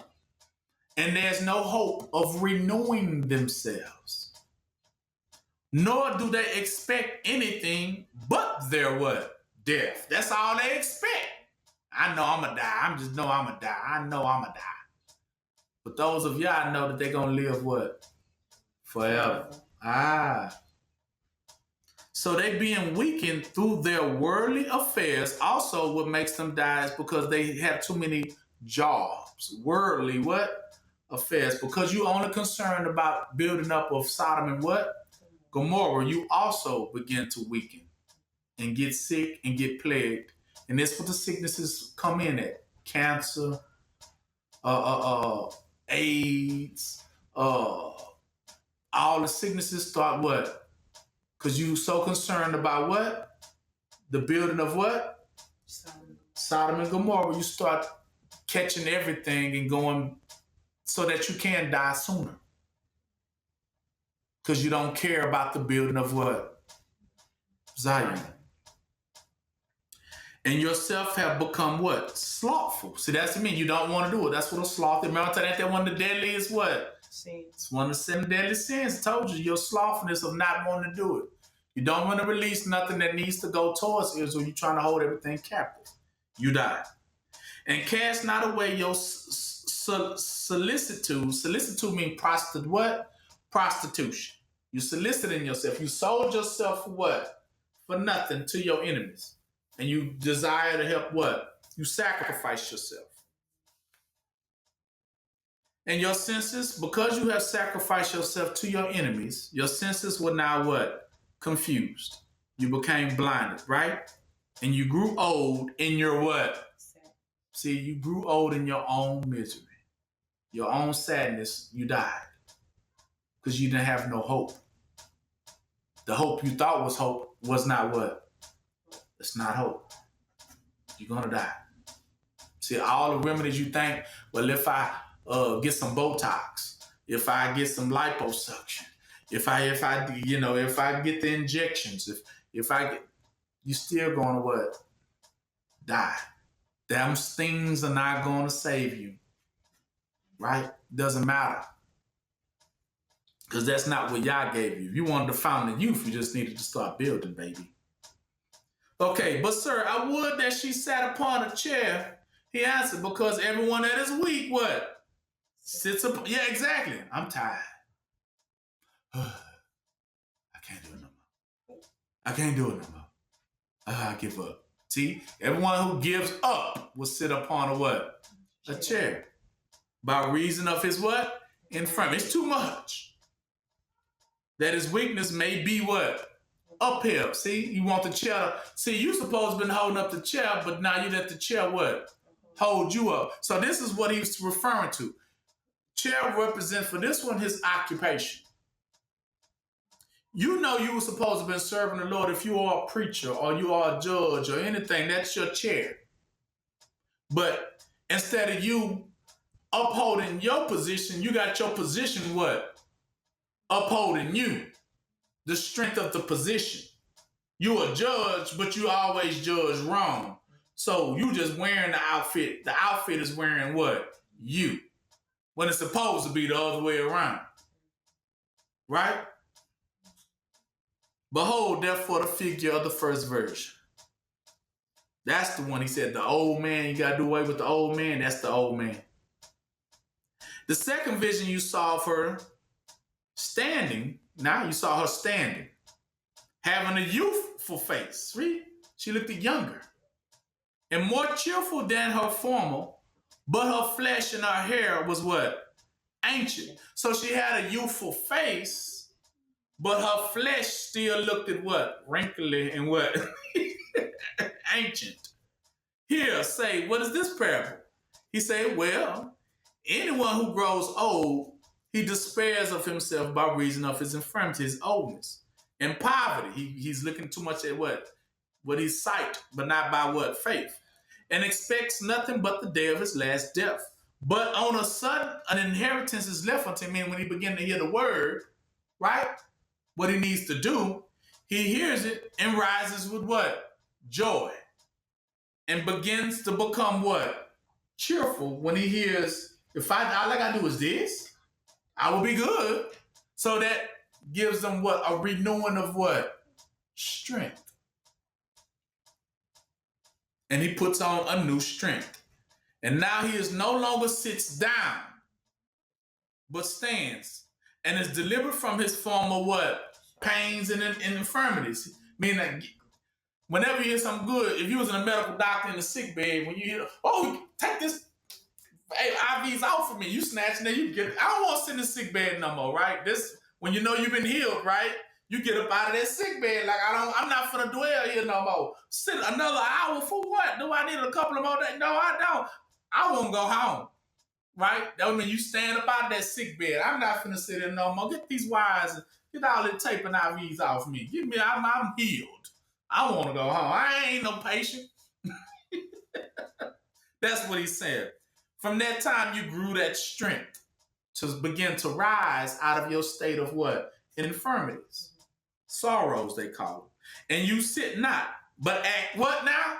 Manfully. I'm brave. I'm ready now. Come on. What we doing? Where we going? I'm ready. Count me in. See, when you hear the word of Yah, count me in. I'm ready. Whatever we got to face, let's face it. Let's do it. Let's do it. See, that eagerness gives you life. So having heard the revelation, see, this one who heard the revelation which Yah revealed unto you, because Yah had compassion, see, that was that mercy on you, and renewed your what? Spirit, both laid aside, then you laid aside your what? Your sick bed. Infirmities means your sick bed. You laid that stuff aside. I don't need to wear these rags anymore. I'm here. I don't wear sick clothes. Get this gurney off me. Get this robe. Where my clothes at? And strength came to you, and you grew strong in the faith, and Yah seeing your strength, even Yah what? Rejoiced. See, that's the one who has repented and decided to return back to, that's the prodigal son. And for this cause, He showed you because he see that now you repented. What did he show you? The building of the tower. See, that was righteousness. And will show other things unto you if you shall have peace with all your heart among each other. So that was what he showed them.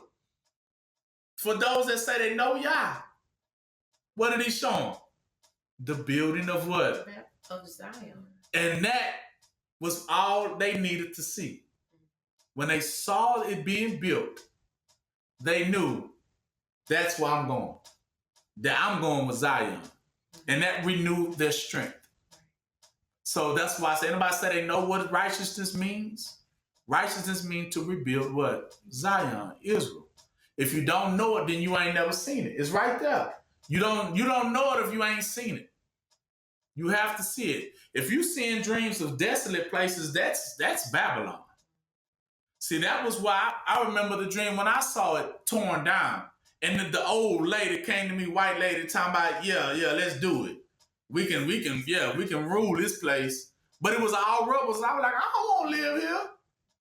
It's all torn down. Why I want to stay here for? Right? She like, baby, we can really, splash of paint here.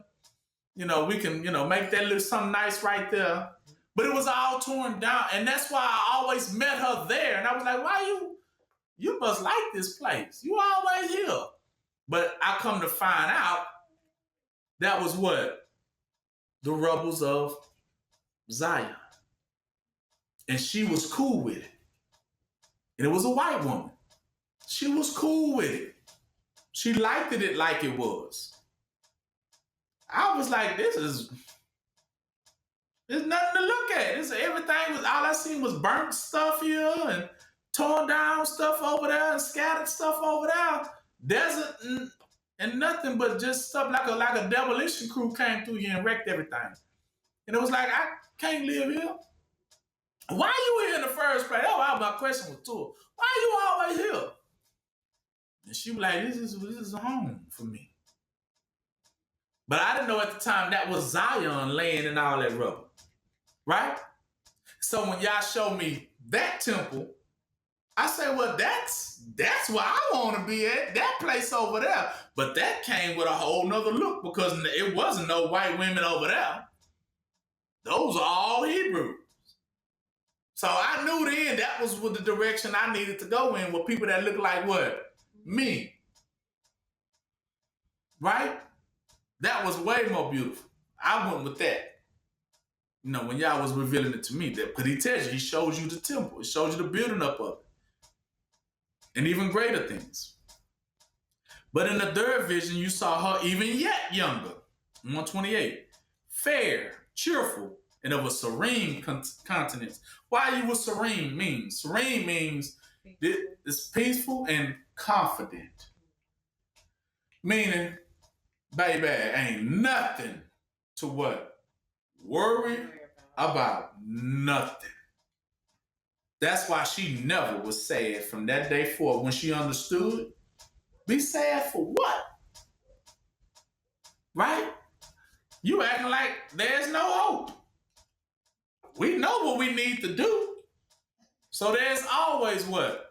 Hope for us. That means there's always life for us. She understands Zion's going to be rebuilt.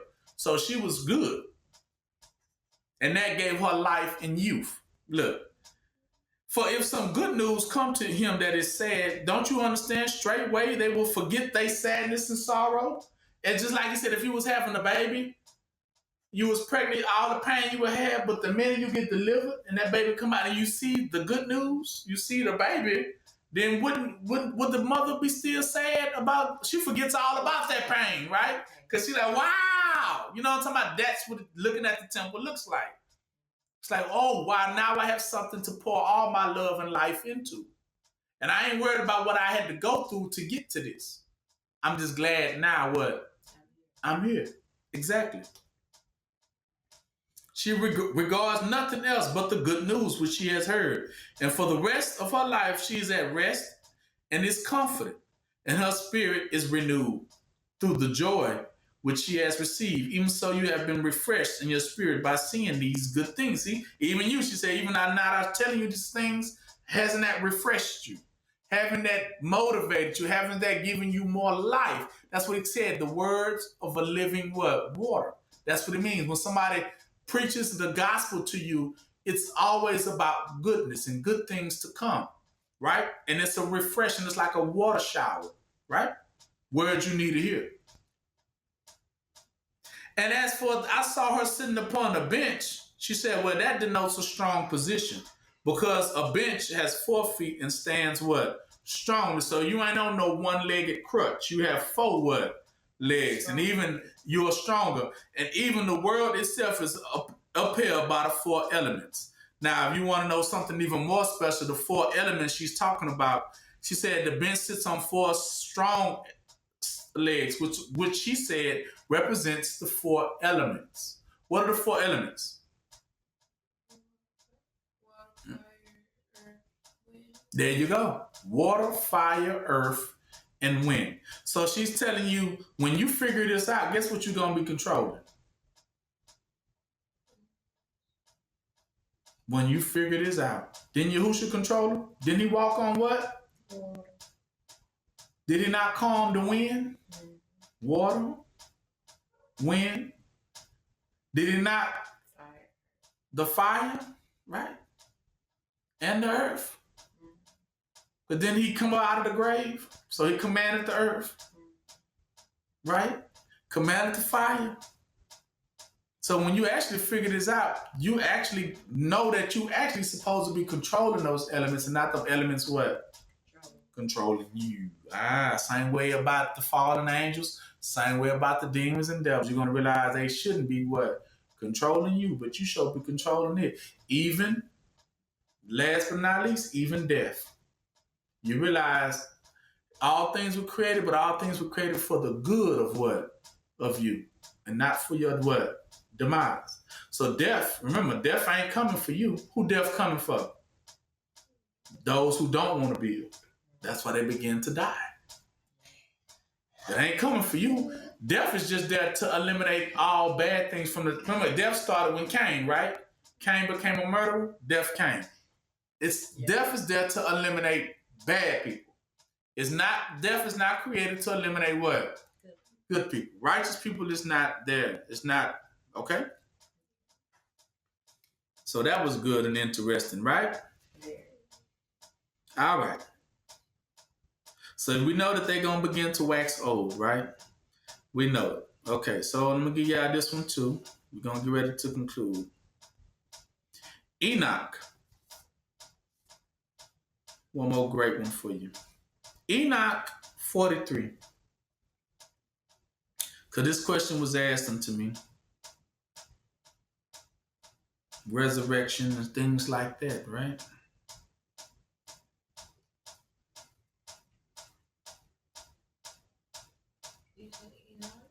Mm-hmm. Enoch 43.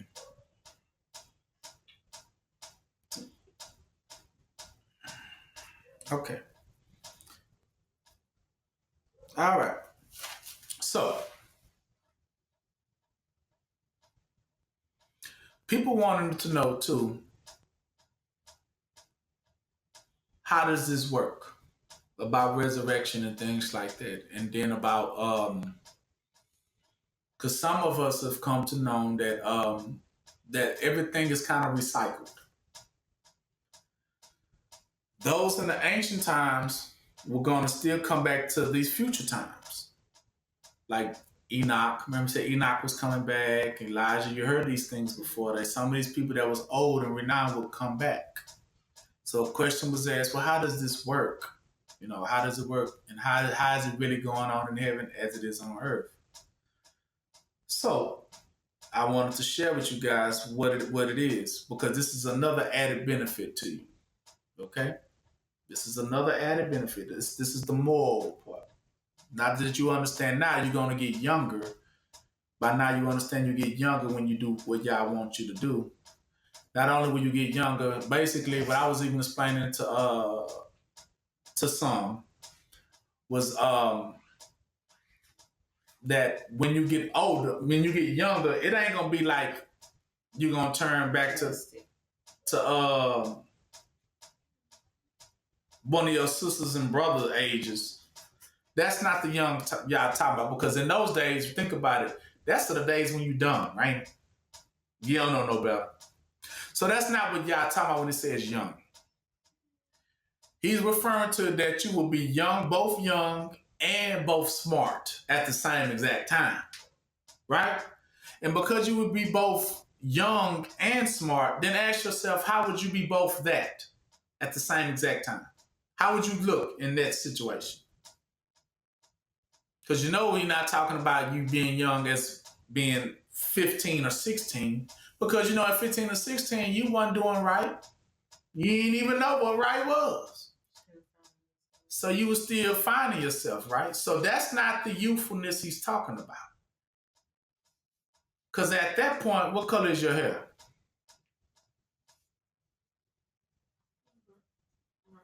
Exactly.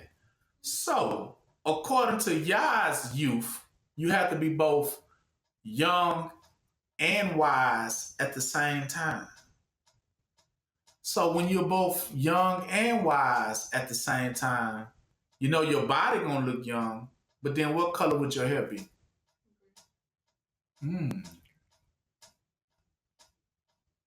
So you remember some of those examples when you ever saw that? It be in some of your cartoons. Like for instance, Dragon Ball. Remember Dragon Ball? Mm-hmm, that's true. How they have the black hair, but then when they go Super Saiyans, they grow stronger, but yet their hair is what?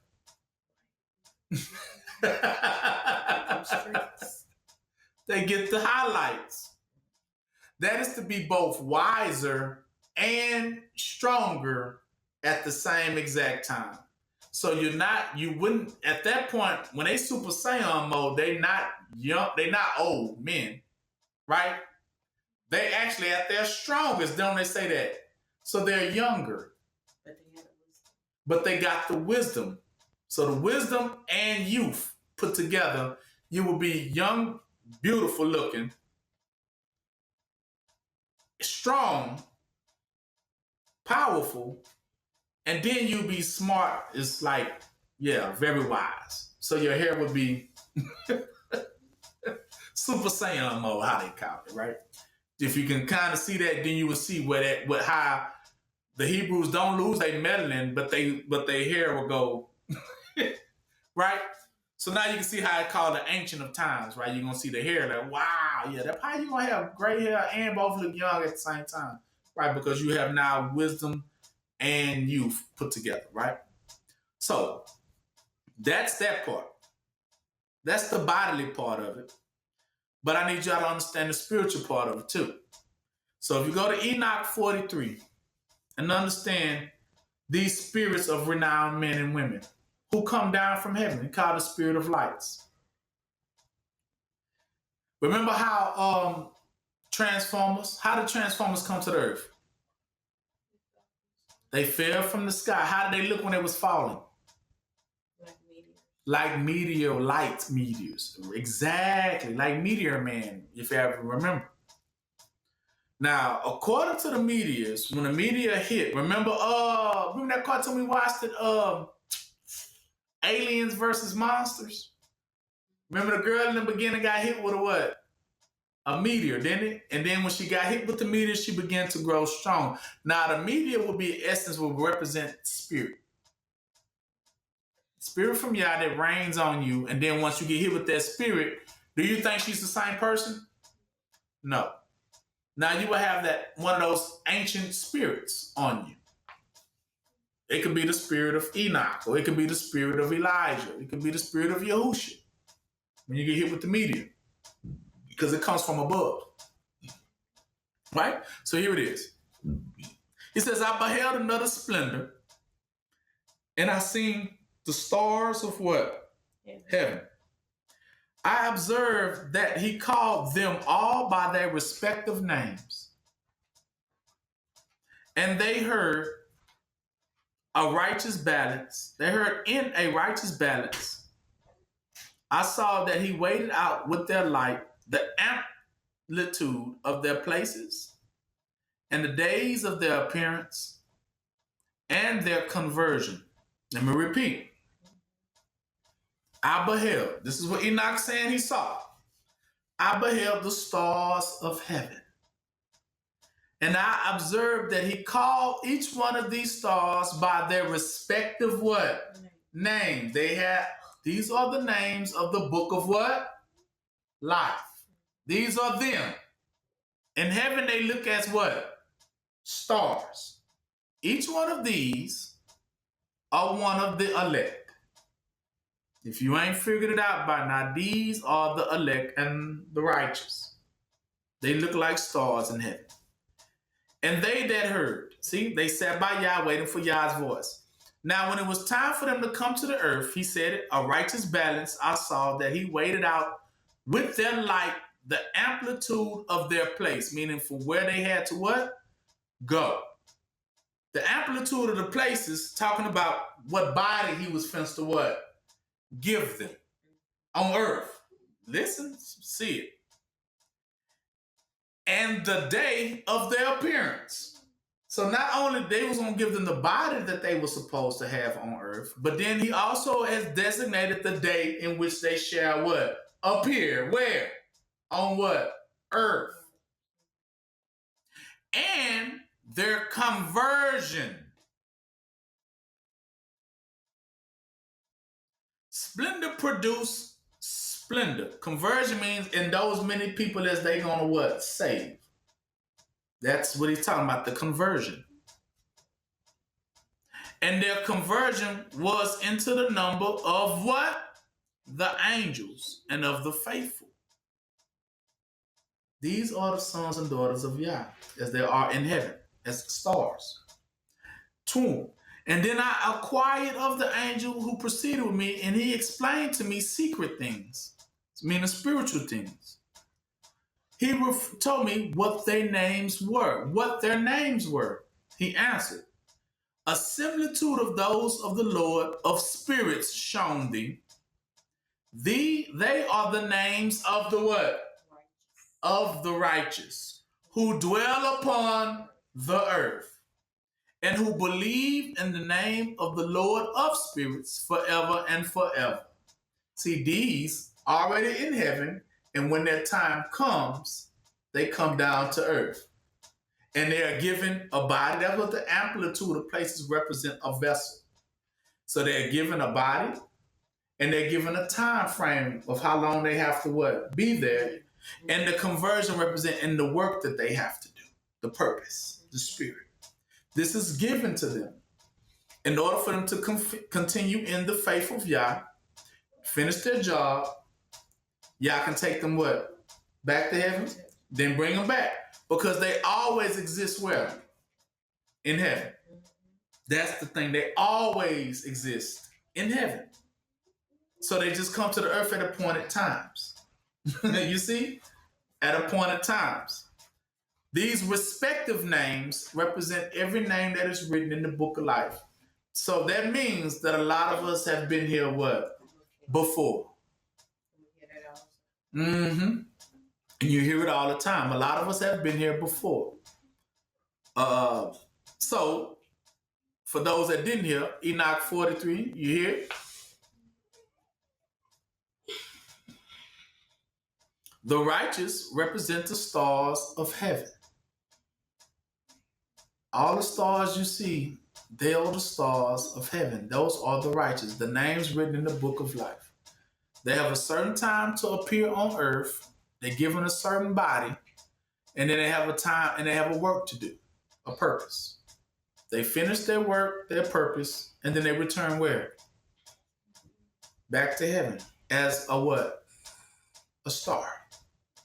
And then, meaning a spirit. And then when it is necessary, they what? Come back down. When Yah decides. That's how you're going to end up meeting everybody that you thought gone, but then they what? Came back and appeared again. Or back on earth. For those that didn't understand what resurrection meant. That is what it meant. Now, these names in heaven have always been in heaven. They from ancient days. Some of us have been here before. But we come back second time, maybe third, maybe fourth time around. But just with a different body. That's what that means.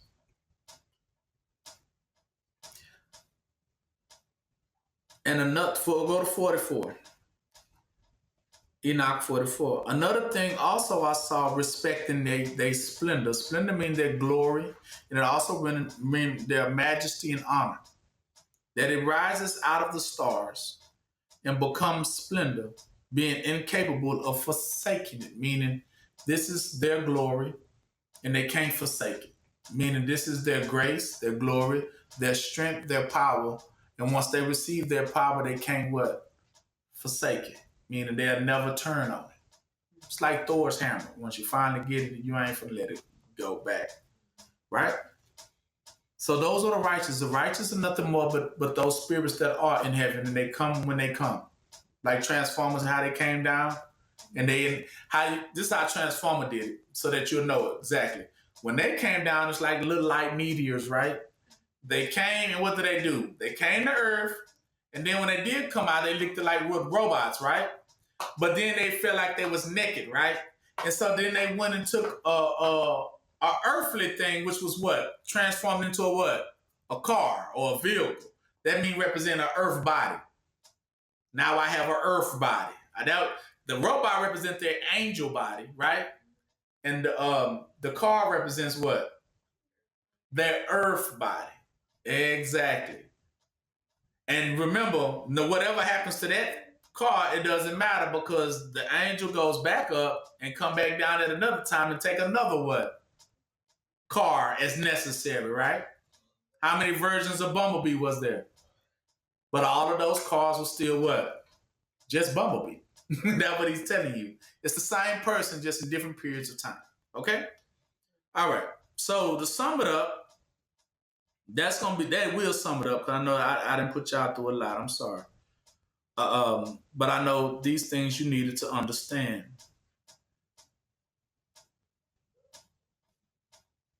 Now,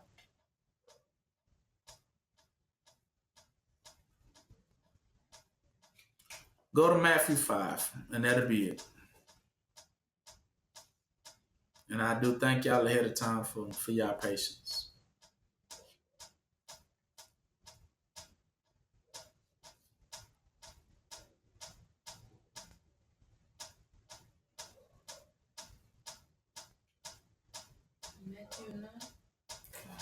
Matthew 5.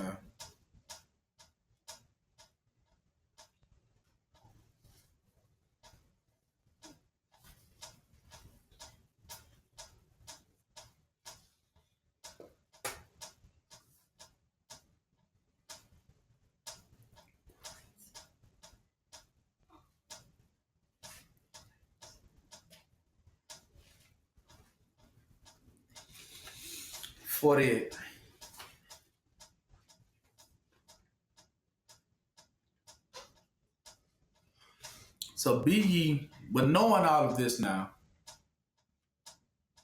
this is the only way you can be perfect with Yah. This is what perfection is. Because you know now what the truth is. You know now what Yah desires, right? So you know those that are in the spirit and those that are not what? Not in the spirit. Anybody that cares only about money and themselves are not in the what? Spirit. So anybody that cares for Zion and the concern of Zion represent those who love what? Zion. These are the children, sons, and daughters of Yah. Your desire should be what Yah desire is. It is to rebuild Zion. That is the purpose. When Yah seen Zion in the beginning, he said, I want to see Zion built. That is what Yah promised Abraham, Isaac. I will not leave you desolate. He said, I will not leave you nor what? Forsake you. You remember that now. And why he said that now. Because I will not leave you to the dogs. I will not leave you to the heathens. I will not leave you to the imagination of your enemies to have their way on you. I desire you to be rebuilt. So I'm telling you, with the spirit of Yah, what Yah has already, that's the law. To rebuild what? Now, anyone that hates to see you rebuilt, anyone that loves to see you in misery, anyone that's fighting to keep you in misery, does not love what? Yah or Zion or you. So don't be deceived ever again for anybody who gives you the fake quote unquote, I care. But if you care, then if you see me struggling, like we said, if you lost 99 sheep and you lost one, would you not go get that one and bring them back, restore them? If you see a misfortune happen to one of them, ain't that the spirit of Yah to restore them? That is the spirit of Yah. So anyone says they have it, if you ain't talking about restoring, then you don't what? You don't have it. And you are a liar. Matter of fact, go to 1 John 3 and that'll close it out. That'll be the scripture I'm on. That will be it. 1 John 3. Yes. Behold, what manner of love the Father hath bestowed upon us, that we should be called now what? The sons and daughters of what? Yah. Therefore the world know us what? Not, because it know him what? Not. See, they don't know Yah. They talking about they know, I know Yah, I know God. You sure? You sure? But you see your brother over there down, you see Jacob down and out, but yeah, you sure? Beloved, now are we the sons and daughters of Yah. It do not yet appear what we shall be, but we know that when he shall appear, we shall be like him. For we shall see him as he is. And every man that know this now has this hope in them, will purify themselves, see, set apart. Be ye what? Holy, for I am what? Holy. Separate yourself, even as he is what? Pure. Because you can't be tainted in this, right? Whoever committed sin transgresseth also the law. For sin is the transgression of what? The law. That is the evil against the law. The law is to rebuild. Now, he's telling you plain as day. The law is to rebuild Israel. But anybody that don't want that commit of what? Sin. Transgress that law. Saying, I ain't finna do it, but I do love to see them niggas be niggas. I love them. Back to the ghetto, you go. That's them type. That's how they talk. They never talk about letting you go. They always talk about putting you back. Where? Back to the ghetto, you go. Back to the rubbles, you go. Back to the desolations, you go. But that's not the will of who? It's not the will of Yah. Never let nobody fool you with that ever again. Therefore, 5, and you know that he was manifested to take away this sin, and in him is no what? Sin. So he's not desiring to keep you down. He didn't give Yahushua to keep you down. He said, for the love of the world, right? For the love of what? Israel. He gave his only what? Begotten son. So whoever abideth in this Yahushua, whom he has given the son, what? Sinneth not. But whoever sinneth has not seen him, neither what? Know who? Yeah, they don't know him. Little children, let no man deceive you. He that doeth what? Righteousness is what? Righteous, even as he is what? Righteous, because Yah desires to restore. He that committeth sin, though, that won't restore, is of the what? Devil. For the devil sinned from the beginning. See? For this purpose, the Son of Yah was manifested that he might destroy the works of the devil. Meaning destroy the lies of who? The devil. The works of the devil are the what? The lies of him. Listen. 9. But whoever is born of Yah have not committed to this sin of keeping Israel what? Down. That is the sin. He's telling you what the sin is. To keep Israel what? Is the sin. For his seed remaineth in him. See, that's the word. He said that's the seed, that's the water of life remaineth in him. And he cannot what? Sin. See, he ain't given over to the keeping Israel down because he is born of who? Yah. Anything born of Yah knows what Yah wants, basically. 10. In this the children of Yah are now what? Revealed. And the children now of what?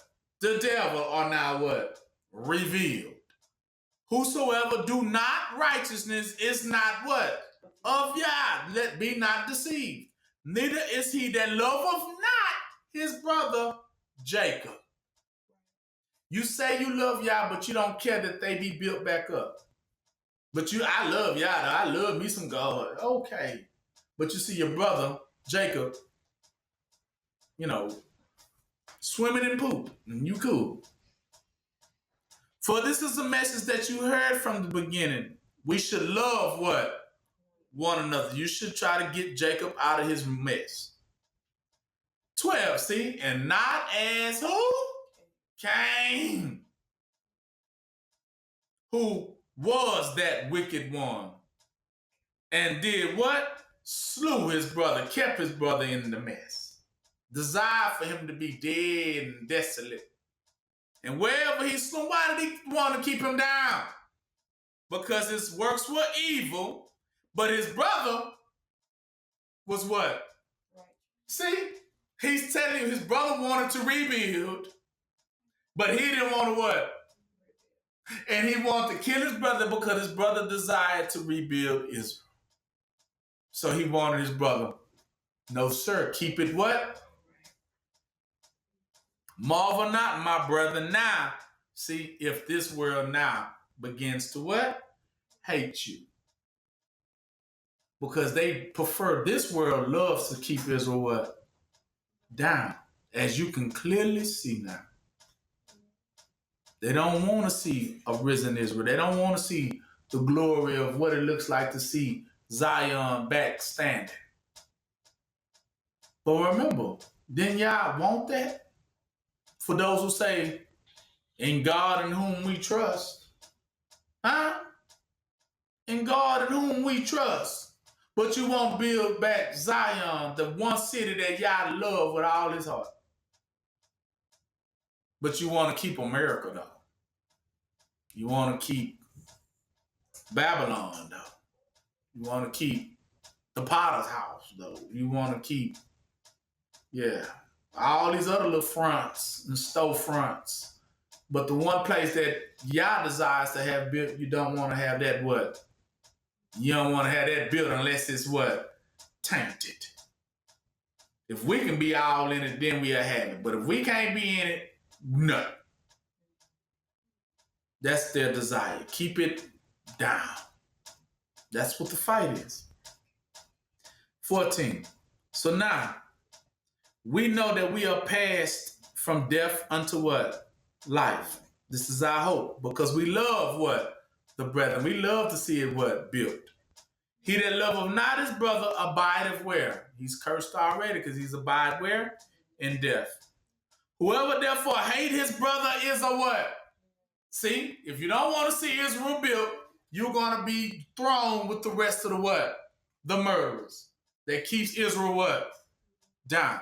Told you said it's better for you to tie a milestone around your neck if you don't desire to see Israel what? Rebuild. Telling you. And you know that no murderer will have what? Eternal life abiding in him. Hereby perceive we the love of who? The love of Yah. So what is the love of Yah? Seeing the rebuilding of Israel. He said, perceive now, understand what is the love of Yah. This is what Yah loves. This is what Yah wants. This is the spirit of what? Yah. Because he laid down his life for us to rebuild it. We ought to lay down our lives for the rebuilding of it. That's what he's saying. But whoever has this world's goods and seeth his brother still lay in desolation and shut up his bowels of compassion from him, how how dwelleth the love of Yah in him? How can he say he's a church, he's a preacher, he's a pastor, but ain't gave 1 cent towards the rebuilding of Israel? They can build up hospitals, which they doing now. They can got money to build up this place. They got money what? To build up that place. They got money to get that fake Israel over there. Billion. They ain't got no money to build up Israel. Nothing but building up Israel. Listen, my little children, let not us love in word, neither in tongue, but in deed and in what? Righteousness and in what? Truth. See? And hereby we know that we are of the truth and shall assure our hearts before him. If our heart condemn us, Yah is greater than our heart and knoweth if we are doing it or not. Beloved, if our heart condemn us not, then we have confidence towards Yah. Whatever we ask, we shall receive, because we keep his commandments to build Israel and do those things which are pleasing in his sight. See, it's pleasing to build Israel. And this is the commandment, that we should believe on this name of his son and love one another as he gave us what? Commandment to build what? Is Zion. And he that keep this commandment, see, dwelleth in him, and he in him. And hereby we know now that he abided in us by this Spirit which he gave us. The Spirit to build what? Israel. This is that Spirit. So with that, that's going to conclude our family day.